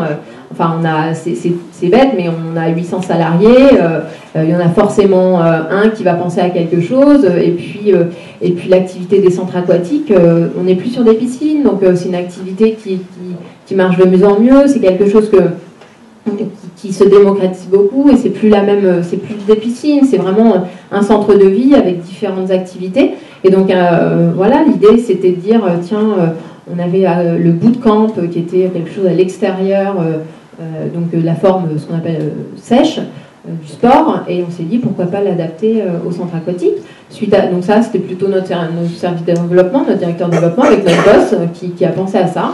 Et puis on en a parlé dans ce petit groupe de travail, à dire vous qui êtes sur les bassins toute la journée, qu'est-ce que vous en pensez? Est-ce que vous y croyez? Voilà, ça s'est fait comme ça. Et puis après, cette activité-là, il faut la créer, il faut la bâtir. Et après, il faut dire, qu'est-ce qu'on en fait? Est-ce qu'on y va? Et puis si on y va, est-ce qu'on se protège et comment? Alors justement, quelle stratégie commerciale et de communication vous avez mis en place? Sur Aquafusion? Sur Aquafusion, oui. Alors ça a été des moyens financiers très importants. Vraiment, c'est un projet auquel on croit beaucoup. Donc il a été réfléchi, c'est-à-dire que on a mis un service de relations publiques derrière, qui nous a dit voilà quelle est la cible, voilà comment vous pouvez communiquer, et puis ça a été des moyens financiers importants parce qu'il a fallu le créer, ce qui est en interne n'est pas forcément très cher parce que c'est la mutualisation des coûts, c'est de l'élaboration interne, donc chacun va apporter sa pierre. Après, il y a eu des lancements, nationaux. On a eu un gros lancement sur notre centre aquatique à Vincennes, où là, on a monté une vidéo. Alors, j'ai pas amené la vidéo, mais vous pouvez la voir sur nos sites internet. Il y a d'ailleurs un site dédié à Aquafusion. Oui. Donc voilà, ce sont des moyens comme ça, des moyens matériels, avec des sites internet, des serviettes Aquafusion, ça peut monter très vite. Après, je pense que c'est à l'image de la volonté et de l'espoir qu'on met dans l'activité.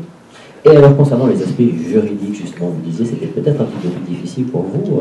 Comment ça s'est passé, le processus? Alors, le problème juridique, il arrive, c'est pour ça qu'aussi j'arrive forcément en queue de peloton, c'est-à-dire que on ne s'est pas dit tiens, j'adore ce nom, je vais créer Aquafusion, puis qu'est-ce que je vais mettre dedans? Non. C'est tiens, j'ai une idée, je vais créer un concept, et à la fin, il faut le vendre, donc il faut qu'on donne un nom dessus. Donc c'est pour ça que j'arrive plutôt en amont. La difficulté, c'est quoi? C'est que, je vous dis, ça va très vite chez nous. Ils ont plein d'idées tout le temps, et à la fin, ils arrivent en disant vas-y, dépose ça. Sauf que Aquafusion, la première fois que je l'ai tapé sur Internet, parce qu'avant d'aller, vous tombez pas sur du sport dans l'eau. Vous trouvez, je ne devrais pas le dire, mais vous tombez sur des préservatifs, la marque Manix, je crois. Après, je vais aller déposer ça. Effectivement, on n'est pas dans le même secteur d'activité, quoique je crois que c'est des préservatifs pour aller dans l'eau, donc comme quoi. Donc là, c'est compliqué d'expliquer que peut-être, je pense que ça n'est pas pertinent ce nom-là. Et puis non, tout le monde vous regarde en disant non, c'est génial, on y croit. Et puis finalement... J'ai l'impression que ça n'a pas posé de problème, donc on a déposé. Voilà, après, si la suite a donné, il faut voir ce qu'on donne comme suite, et la question se pose en ce moment. Alors justement, vous, selon votre regard, en quoi cette marque valorise finalement la marque mère, Espace Récréa? C'est justement en montrant que vous êtes différenciateur, que non seulement vous pouvez gérer des espaces, mais en plus vous apportez des activités. Exactement. Et ça, cet aspect-là, la question, là encore, la réponse va être double. C'est-à-dire que c'est important c'est important de valoriser ce schéma et cette construction, cette innovation vis-à-vis des collectivités, en disant, regardez, en choisissant un espace récréa pour gérer votre centre, au-delà d'une bonne gestion, vous allez avoir une boîte qui va avoir envie de créer, d'innover, de se différencier, voilà, de ne pas stagner dans l'activité plan-plan qui est l'apprentissage de la natation. Donc c'est important de vendre ça aux collectivités en disant voilà, on ne s'arrête pas juste à cette activité. Et c'est aussi important pour nos usagers, pour nos clients, en disant bah voilà, vous aviez l'aquagym il y a plusieurs années, il y a l'aquabiking.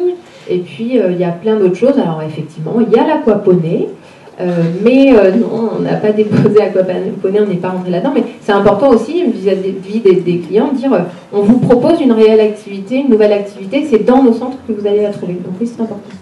Alors, Marina Porpurtin, peut-être en guise de conclusion, et à la même question qu'à David Schuller, quel conseil vous pourriez donner à des jeunes créateurs, ou jeunes créateurs, dans le sens voilà, de créer maintenant quelque chose autour d'une marque, d'un relevé?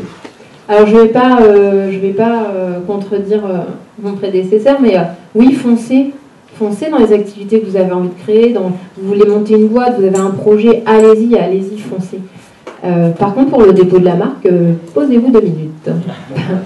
Parce que au-delà de, effectivement, est-ce que je vais pas empiéter chez le voisin, mais au-delà de ça, c'est qu'est-ce que vous allez en faire? Est-ce que vous avez vraiment envie de la défendre pendant 5 ans? Est-ce que vous avez envie de l'exploiter pendant 5 ans? Est-ce que vous avez envie de l'exploiter à Tours, à Clermont-Ferrand, à Montpellier? Et est-ce que vous allez vous déplacer? Est-ce que vous allez prendre un avocat pour la défendre à Tours, à Clermont-Ferrand ou à Montpellier?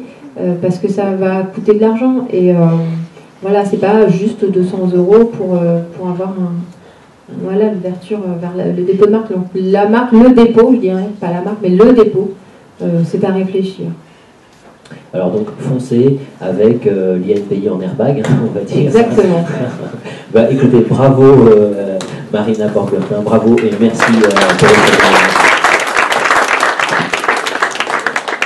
Alors je vous propose à présent de découvrir notre 3e témoignage de Véritable Cherbourg, les parapluies de Cherbourg.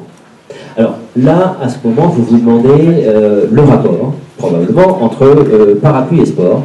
Eh bien, suivez-nous, parce que vous allez probablement découvrir une utilisation très étonnante, inattendue de cet objet du quotidien. Monsieur Yvon, bonjour, vous êtes gérant fondateur du Véritable Cherbourg, le parapluie de Cherbourg, une marque de parapluie haut de gamme, fondateur de la manufacture des parapluies de Cherbourg et également inventeur du Parapactum, un parapluie qui cache bien des secrets. Alors moi, ma première question, c'est d'où vous vient cette attirance pour les parapluies? Ce ne sont pas seulement vos souvenirs d'enfance cherbourgeois. Un peu quand même. Un peu, j'avais vu un film avec Alain Delon, je ne sais pas s'il marche. Portez-le bien levé. Oui, voilà. C'était le samouraï, alors il avait un imperméable. Et puis j'avais vu un autre film, alors je ne sais plus du tout ce que c'est. Mais c'était toujours avec Alain Delon. Et il avait un parapluie. Alors à 16 ans, j'ai eu mon parapluie noir, automatique, c'était nouveau. Et je frimais avec, évidemment, j'ouvrais automatiquement. Et ça protégeait les personnes qui étaient sous la pluie à côté de moi. Je me suis dit, voilà un outil assez sympathique. Et j'en ai pas trop abusé parce que j'étais assez sage, finalement. Mais voilà, la détermination d'un parapluie, c'est la protection. Et c'est là où on peut se rejoindre. C'est que c'est un outil qu'on emmène avec soi, alors que c'est comme une maison. Une petite maison portative qu'on emmène avec soi. Et ce concept-là n'existait pas vraiment, puisque finalement, on pensait parapluie, mais on ne pensait pas objet qui serait presque parfait et qui répondrait à tout. Alors même si le sens même du parapluie, c'est-à-dire quelque chose qui va s'ouvrir et qui va se refermer, donc on va déployer sa tente et on va la refermer, mais en quelques instants seulement. Le Parapactum, vous en parliez, l'ouverture et la fermeture se font en moins d'une seconde, alors que le Parabactum pèse 2,5 kg. Et qu'il est il y a une très grosse toile, il y a des très grosses baleines, etc. Donc tout ça, il a fallu reconstruire complètement le parapluie. Alors comment ça m'est venu cette idée? Eh bien, c'était un matin, parce que c'est souvent le matin, soit la réflexion de la nuit qui porte ses fruits, et souvent aussi dans le bain ou sous la douche. Alors là, c'était sous la douche, évidemment, puisqu'il s'agit de parapluie, je n'avais pas de parapluie avec moi sous la douche. Et je me suis dit, ben, je suis à Cherbourg. À Cherbourg, il y a aujourd'hui, d'ailleurs, bon anniversaire au film, c'est les 50 ans de la sortie du film des Parapluies de Cherbourg. Alors je ne sais pas si, dans l'assistance, vous êtes d'abord tous venus, c'était une question que j'avais à poser, si vous êtes tous venus parce que vous y êtes contraints ou si vous avez voulu venir ici. Ah non, personne n'est contraint, personne n'est contraint. Donc ça ne fait pas partie des cours, si? Non, il n'y a pas seulement des étudiants non plus dans l'assistance. Donc c'est important parce que si vous êtes venus, c'est que vous avez vraiment une petite idée en tête, très certainement. Et justement, cette idée, c'était, on est à Cherbourg, il y a un mythe, c'est le parapluie, c'est le film qui est sorti, je ne sais pas si vous l'avez vu, parce que vous êtes la nouvelle génération, et j'ai découvert ça au Japon. Les Japonais voyaient le film et on me disait, attention, dans votre démarche export, la génération qui arrive ne connaît pas le film. Donc bienvenue aux 50 ans du film, pour que vous puissiez le regarder de nouveau, et que ça perdure dans le temps. Mais je pense que de toute façon, le film des Parapluies de Cherbourg perdure déjà. Et je pense que c'est pour longtemps, très très longtemps. C'est un mythe qui a une belle histoire, justement. Tout à fait, Palme d'Or en 1964 à Cannes. En 1986, quelques années après, alors vous voyez juste en aparté, on parlait avec Eric Serre et David Schuller, on parlait des ambassadeurs, voilà. Alain Delon a été un ambassadeur, peut-être malgré lui, du parapluie et de l'Impair, mais effectivement, voilà, l'ambassadeur, le storytelling, et puis le placement de produits aujourd'hui dans les films. Hein, vous savez tous très bien que vous regardez un film, voilà, on a les bouteilles de ceci, etc. Alors, revenons en 1986. Vous créez la marque Le Parapluie de Cherbourg et le véritable Cherbourg. Vous créez également un logo, et ça c'est intéressant par rapport à ce que nous avons vu avec Céline, utilisant le blason de la ville de Cherbourg. Alors, est-ce que ça a été compliqué ce montage? Parce qu'une référence directe au film, les armoiries de la ville de Cherbourg, on pourrait se dire que là vous êtes carrément dans la non-validité de la marque. Absolument. Attendez, prenez le micro pour qu'on puisse vous entendre. Ça peut être ça. Je vais le mettre ici. C'est un objet encombrant, évidemment. Donc je répète, une référence directe au film, le blason de la ville de Cherbourg, vous tirez le bouchon un peu là. Absolument, c'est très difficile. Alors voilà, Céline Kourou est en train de vous ouvrir un des premiers parapluies que j'ai créé. Vous voyez la forme qu'il a. Bon, il était dans mon grenier ce matin, donc j'ai réussi à le reprendre. Il était un petit peu à la poussière, mais j'en ai plus que 4 ou 5. Ce sont des collectors de la marque. Donc ça fait partie de l'histoire de la marque. Celui-ci, il s'en est un, puisqu'il a même les embouts de baleine en plastique. Donc la création à l'époque de ce parapluie a été un peu difficile, puisque quand je suis allé le faire, parce que j'ai pris un sous-traitant d'abord pour commencer à travailler, l'idée ça vient, et puis ensuite il faut tout réaliser. C'est là, j'ai déposé la marque très très vite, parce que l'idée de reprendre quelque chose qui existe, c'est-à-dire le mot Cherbourg, c'est une ville, et le mot parapluie, c'est un nom qui est commun, donc les associer, ça devient délicat. Ensuite, il y a le nom du film. Les Parapluies de Cherbourg. Qu'est-ce qu'il faut faire pour déposer ça? Là, ça devient vraiment hard. Qu'est-ce qu'il faut faire? Eh bien, il faut aller voir un avocat. Et c'est ce que j'ai fait, pas tout à fait au début. J'en ai pris un petit qui n'était pas très performant. Ensuite, je suis allé voir une sommité. Maître Bedels, pour ne pas le citer, m'a dit, voilà, Jean-Pierre, Yvon, vous faites... il m'a coûté assez cher, mais d'un autre côté, il a été très très bien. J'ai eu des étalements de paiement. Donc j'ai repris le blason. Même avec les avocats. J'ai pris le blason de Cherbourg et j'ai décidé de le broder sur un parapluie. Ça aussi, c'était la première fois que ça se faisait. On ne brodait pas sur parapluie parce que vous avez des trous dedans. Vous risquiez l'eau.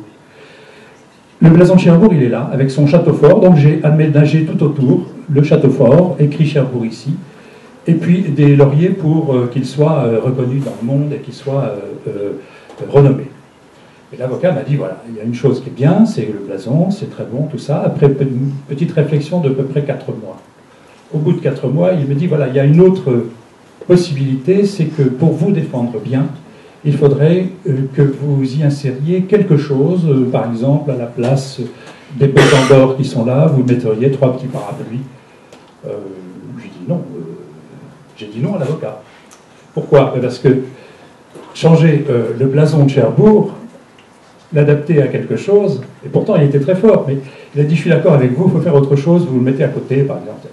Donc ce que j'ai fait, c'est j'ai mis au lieu de 2 sabres en défense, je me suis dit cette marque elle est forte, elle sera très forte, je la vendrai dans le monde entier, donc je vais la symboliser par une défense, et la défense ça sera 2 parapluies, comme on dit en héraldique, en défense, c'est-à-dire 2 parapluies qui vont se retrouver. Alors là, c'est les nouvelles versions. Deux modèles, nouvelle version. Là, ça vient directement de la boutique. Ça ne porte pas valeur. Hein. Non. Voilà, vous voyez ici 2 parapluies croisés, et ce qu'on dit en défense. Donc ils défendent le blason, ils défendent la marque, et ils défendent le parapluie en lui-même. Et ça c'est bon pour la marque. Voilà, le véritable Cherbourg peut sortir comme ça. C'est pas marqué le véritable Cherbourg dessus. C'est marqué juste sur la griffe. La griffe, c'est l'étiquette qu'on met à l'intérieur, que souvent on met ici à l'extérieur pour faire bien, bon, c'est pas mal, hein, c'est une autre approche. Alors tout ça, ça devient du marketing, mais il va falloir le vendre.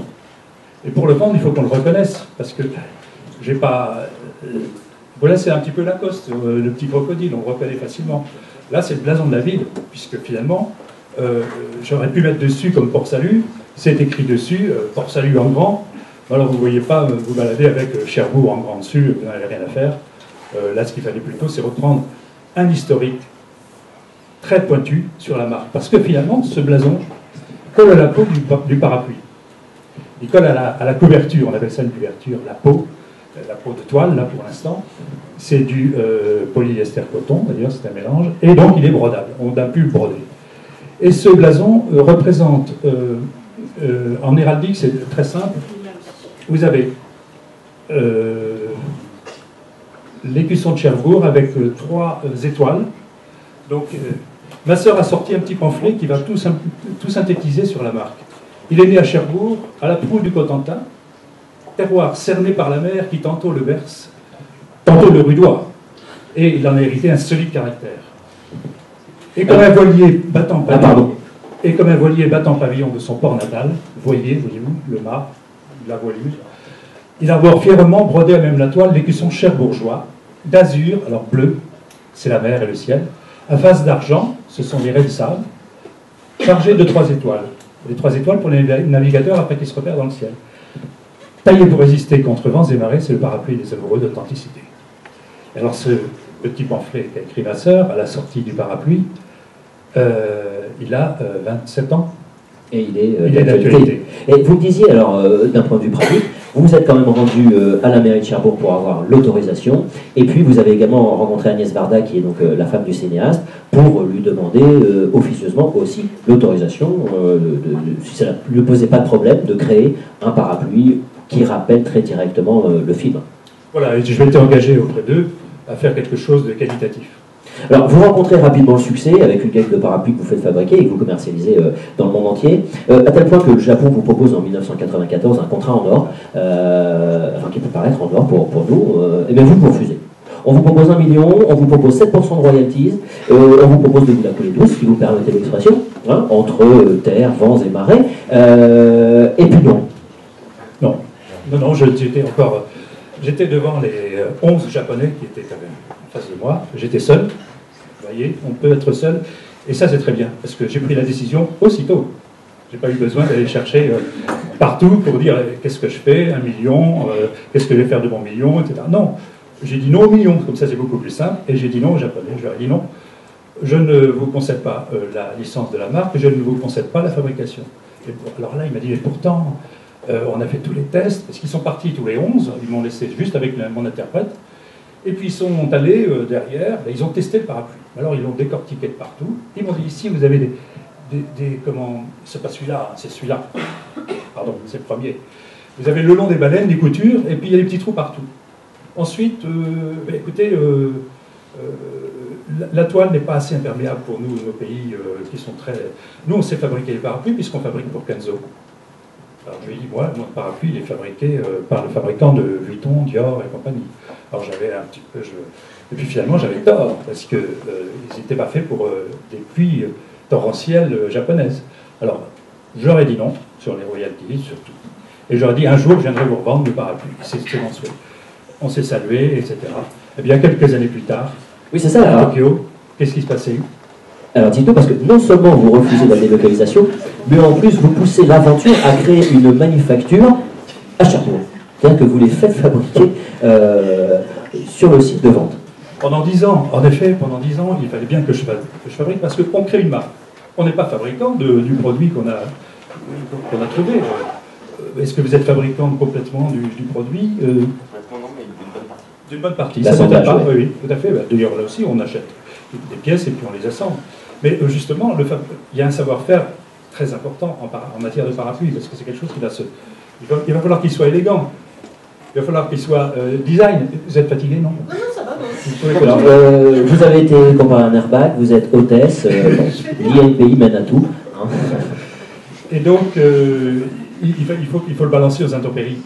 Il faut qu'il reste encore élégant 10 ans plus tard. Ce que je voulais, c'était créer une marque qui puisse servir longtemps et qui se donne et qui se transmette de père en fils et de mère en fille.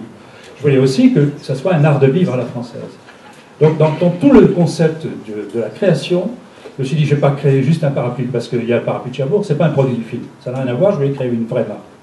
Et cette vraie marque-là, son concept étant très fort, je m'y suis... vous savez, j'ai un maquila, si vous savez ce que c'est qu'un maquila.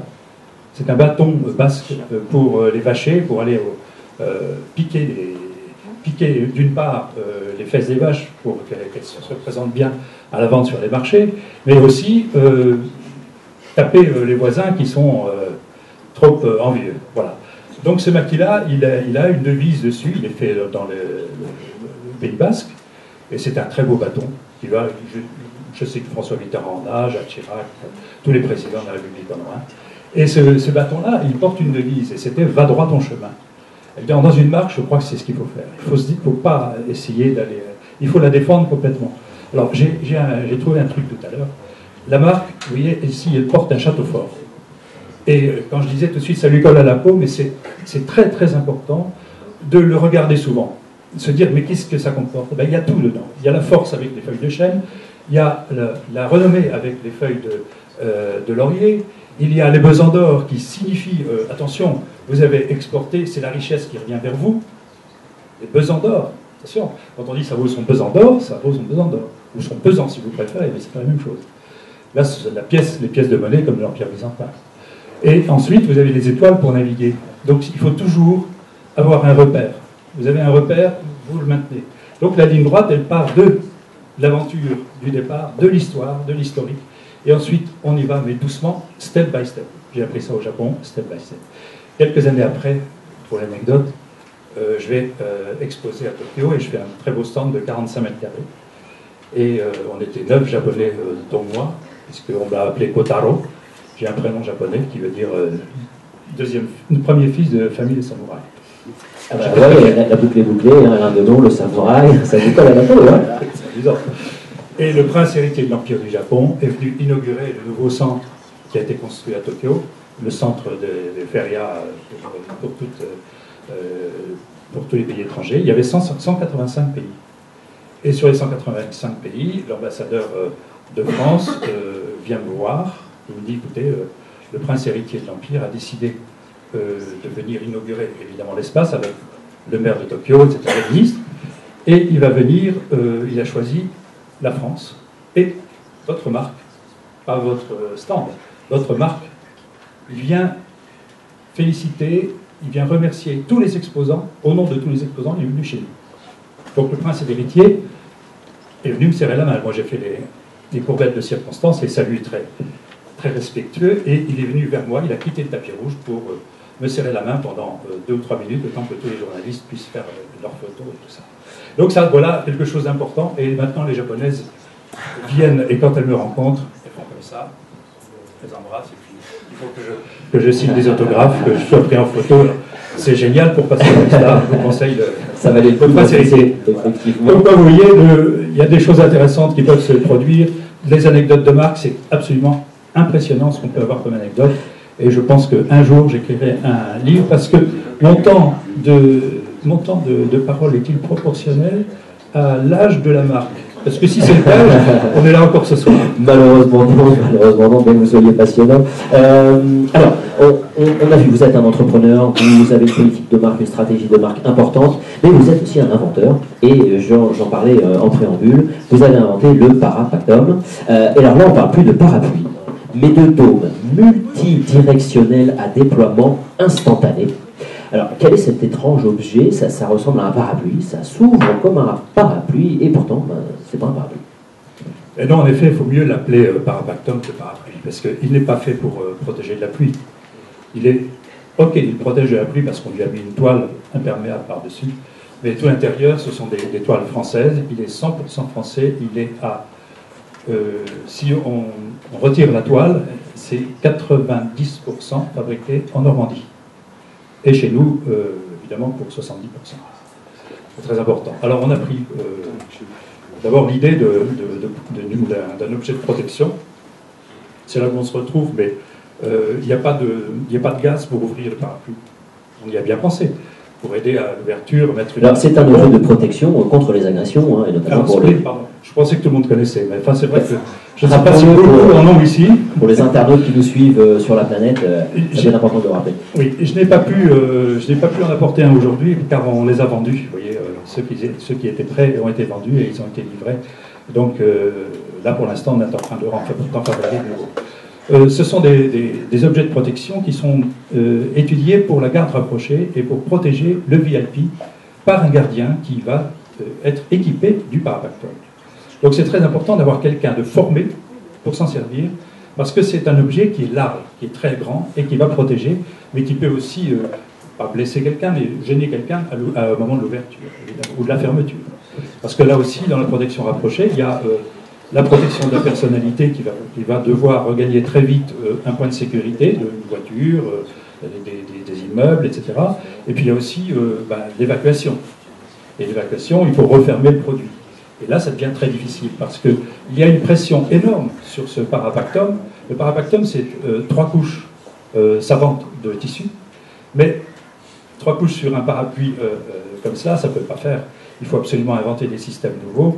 Et les systèmes nouveaux, c'est les articulations entre les matières nobles et les matières nouvelles de haute technologie, puisqu'on utilise le carbone, la pultrusion, les fibres, l'enroulement filamentaire, on utilise le titane, il y a 6 ou 7 matériaux de métal, et puis il y a les fibres, alors les aramides, etc., le Kevlar, etc. Donc il faut savoir aussi que le Kevlar vieillit assez vite à la lumière, donc il ne faut pas l'utiliser par exemple sur l'embout des baleines, parce que le fil risque de casser, et à ce moment-là, la protection des plats.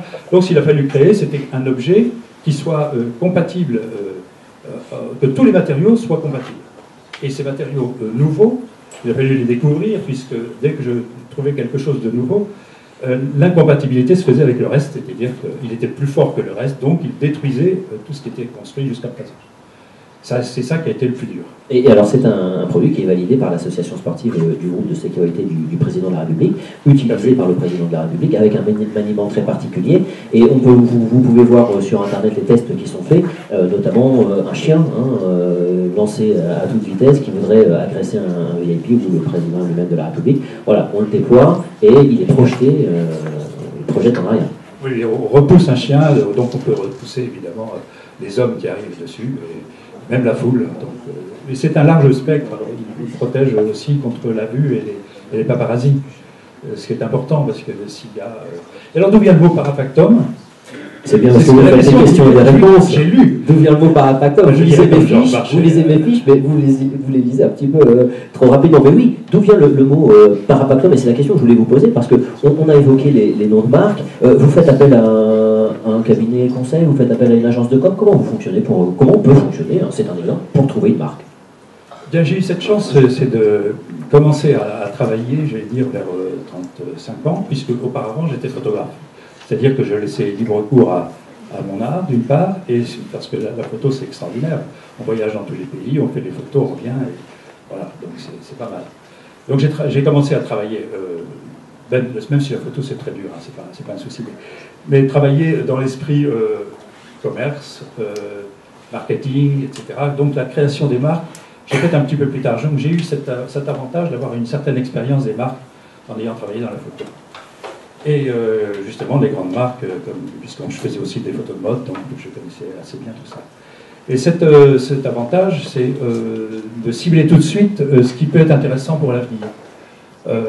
Contrairement à M. Schuller qui a sorti un produit et qui dit la marque, à la limite, je vends plutôt mon produit que la marque. La marque, ça devient un peu accessoire. D'après ce que j'ai compris, à la limite, ça peut être une deuxième étape pour vous. Mais je pense que c'est assez intéressant. J'ai discuté pas mal avec monsieur, le patron, le père de Smiley. C'est lui qui a sorti des noms comme Clio. Vous voyez, des noms comme ça, qui sont complètement des noms inventés. Mais c'est son métier. Il ne fait que ça. Et il invente des noms. Alors je lui ai dit, écoutez, j'étais assis à côté de lui parce qu'on faisait un défilé pour Castelbajac où j'avais fait mes parapluies. Et il me dit, le véritable Cherbourg, oui, c'est bien, c'est long, c'est pas pratique, mais attendez, vous avez un nom patronymique, et en même temps, le véritable, c'est très très bien, parce que si vous avez quelqu'un qui va vous copier, eh bien, il dira parapluie de Cherbourg, mais ça ne sera pas le véritable. Voilà, c'est comme ça que j'avais sorti la marque. J'ai dit le véritable Cherbourg. C'est vrai que tout le monde aurait pu dire, vous deviez tout de suite sortir la marque, le parapluie de Cherbourg. Mais non, moi j'ai pas voulu. Vous voyez, ça rejoint ce que vous disiez tout à l'heure, on ne dépose pas forcément une marque, mais on ne dépose pas forcément ce qui paraît logique. Il faut mieux aller chercher un petit peu plus loin. Et puis, alors dans les dépôts de marque, justement, vous me disiez, est-ce que vous avez cherché avec quelqu'un? Bien non. J'ai recherché seul, ou avec ma sœur, ou avec mon fils. C'est-à-dire en famille. Et ça, l'esprit de famille, c'est quelque chose d'important, parce que finalement, on se connaît. Et en tant que chef d'entreprise, plus tard, tout seul, là, c'est très difficile. Même si on est tout seul, justement, on doit prendre une décision seul. Et des décisions qui sont difficiles à prendre sont... Bon, moi, j'ai choisi de la transmettre et de ne pas la vendre. Donc, si j'ai refusé aux Japonais il y a 15 ans, j'ai refusé là aux Chinois ou au groupe de luxe de la vendre parce que elle restera patrimoniale, c'est-à-dire qu'elle restera dans la Manche, en Normandie et à Cherbourg. D'autant plus qu'on a le projet de déménager la manufacture et de s'installer dans un endroit très prestigieux, de façon à ce que la marque apporte aussi. Et ça, je crois que c'est important. La marque doit se donner les moyens de sa politique. Et les moyens de sa politique, si on veut faire une marque qui, au fil de l'eau, est devenue une marque de luxe, même s'il ne s'en est pas encore. C'est une marque de haute gamme. C'est voilà, c'est l'art de vivre à la française. Tout simple, finalement. Hein. Puisque ce n'est pas une marque qui va aller sur des terrains de la mode, de tout ça. Non, elle va rester... on va la reconnaître dans la rue. C'est une marque qui est faite pour durer dans le temps. C'est pour ça que je disais que le produit lui-même va se transmettre de père en fils et de mère en fille. Parce que pour les filles, il est plus petit, par exemple, que pour les hommes. Bon, alors évidemment, quelquefois, on met des poignées plus fines à des parapluies pour hommes, de façon à ce que les dames qui sont très grandes puissent porter leur Milord au lieu d'un Milady. Mais ça, c'est faisable. On a des personnes célèbres qui ont déjà ça, par exemple. Carla, elle a un parapluie, un véritable Cherbourg, avec une poignée pour femme. Voilà. Elle a pris un Milord, parce que c'est beaucoup plus grand et elle n'est pas bien la protéger. Voilà, c'est ça l'art de vivre aussi à la française. Bah, oui, l'art de vivre à la française que nous venons de partager avec vous. Et je vous invite à suivre l'actualité du véritable Cherbourg, puisqu'il y a un grand projet de développement, toujours ici en Basse-Normandie, à Cherbourg, mais à un rayonnement vraiment national, voire international. J'ai envie de vous poser en guise de conclusion, Jean-Pierre Yvon, la même question qu'à nos autres témoins. Les jeunes qui sont là, les jeunes créateurs dans l'assistance, quels conseils on peut leur donner aujourd'hui? Eh bien, avant de lancer la marque, d'une part, il faut réfléchir, c'est sûr. Il faut bien étudier le bien fondé de la déposer. Le bien fondé, c'est le concept, la conceptualisation du produit lui-même. Puis si vous avez un produit phare, c'est la conceptualisation du produit. Savoir si vous allez pouvoir le fabriquer ou le faire fabriquer. C'est vrai qu'au début, quand vous le faites fabriquer par quelqu'un, c'est la marque qui va pouvoir distribuer. C'est la stratégie à court terme, on distribue, on vend et on fait de l'argent. La stratégie à long terme, c'est plutôt assurer sa longévité, la capacité de pouvoir le distribuer et la capacité de pouvoir le fabriquer. C'est pour ça que, quand je me suis aperçu que les fabricants, même s'ils étaient de grands talents, n'ont pas réussi à faire ce que je voulais dans la marque, c'est-à-dire que la marque soit complète. Quand je vous dis l'art de vivre à la française, c'est-à-dire que vous fassiez 1m40 ou 2m14, vous avez votre véritable Cherbourg, il est reconnaissable dans la rue. Donc là aussi, c'est intéressant, parce que on se dit, tiens, il a un Cherbourg. Et puis c'est une certaine classe. Finalement, on sent un autre homme quand on possède un Cherbourg. Donc la conceptualisation du produit, si ça part d'un modèle, s'assurer qu'on peut bien le fabriquer, qu'il sera toujours bien fait. Parce que c'est lui qui représentera dehors la marque. C'est pas une piscine aquatique avec des jeux sportifs. Non, il va dehors partout. On l'emmène avec soi, ça devient un compagnon. Je l'appelle le compagnon irrésistible des temps incertains. Et je crois que c'est ça. Alors pour une marque, eh bien, si vous avez un bon concept, là vous appuyez sur l'INPI pour bien déposer l'ensemble du concept. Et la marque. Quelle marque déposer? Ben, pas forcément le parapluie de Cherbourg, j'ai déposé aussi. Mais on s'en sert uniquement, il faut l'utiliser la marque. Il faut savoir que derrière, il va falloir qu'elle soit utilisée, qu'elle vive. Si elle ne vit pas, vous-même, vous pouvez aller sur le terrain et puis dire, bah, écoutez, je m'oppose à ce que vous dites, votre marque ne vit pas, elle est morte, donc je me l'approprie et puis je vous fais un... Non. Donc c'est pour ça que ce n'est pas nécessaire de la déposer tous les jours. Et ce que je vous avais dit il y a 3 ans, vous avez dit non, je ne suis pas... je ne vais pas, comment dirais-je, me proposer à la candidature des trophées de l'INPI, parce que je ne suis pas un bon client. Je ne dépose pas à tire-larigot, non, au contraire, je fais très attention. Et de fait, c'est important, parce que je voulais y venir aussi dans le conseil, c'est qu'il faut surveiller ces marques, puisque cette marque a déjà 25 ans, 27 ans, elle a été renouvelée, mais figurez-vous que moi j'ai un peu la tête en l'air, et eh bien, j'ai oublié de la renouveler.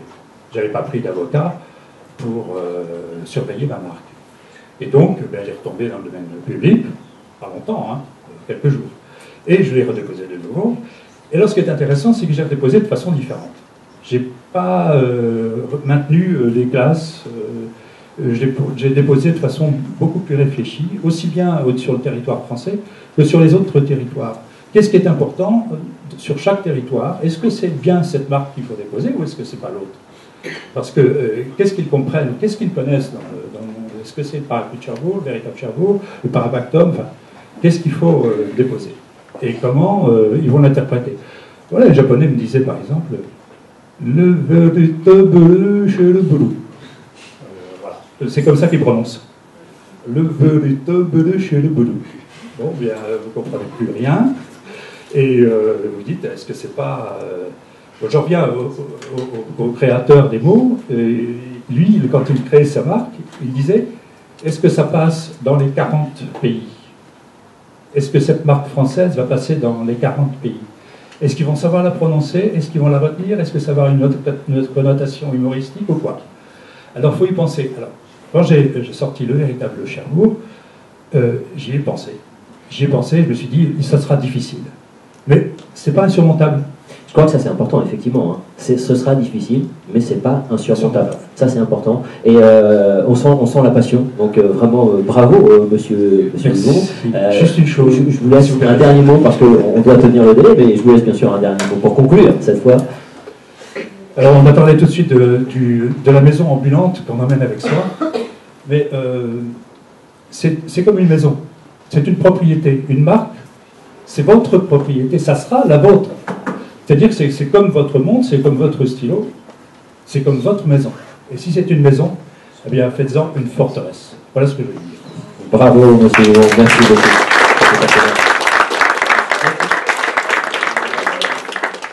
Je tiens particulièrement à saluer et remercier nos 4 intervenants ici qui nous ont apporté des éclairages totalement différents, mais tous plus passionnants les uns que les autres. Je vous invite à suivre le cycle et le programme du cycle de propriété, du bon réflexe de propriété industrielle. Je vous remercie aussi pour votre présence et puis votre écoute attentive. Et je vous donne rendez-vous au prochain numéro. Merci, au revoir.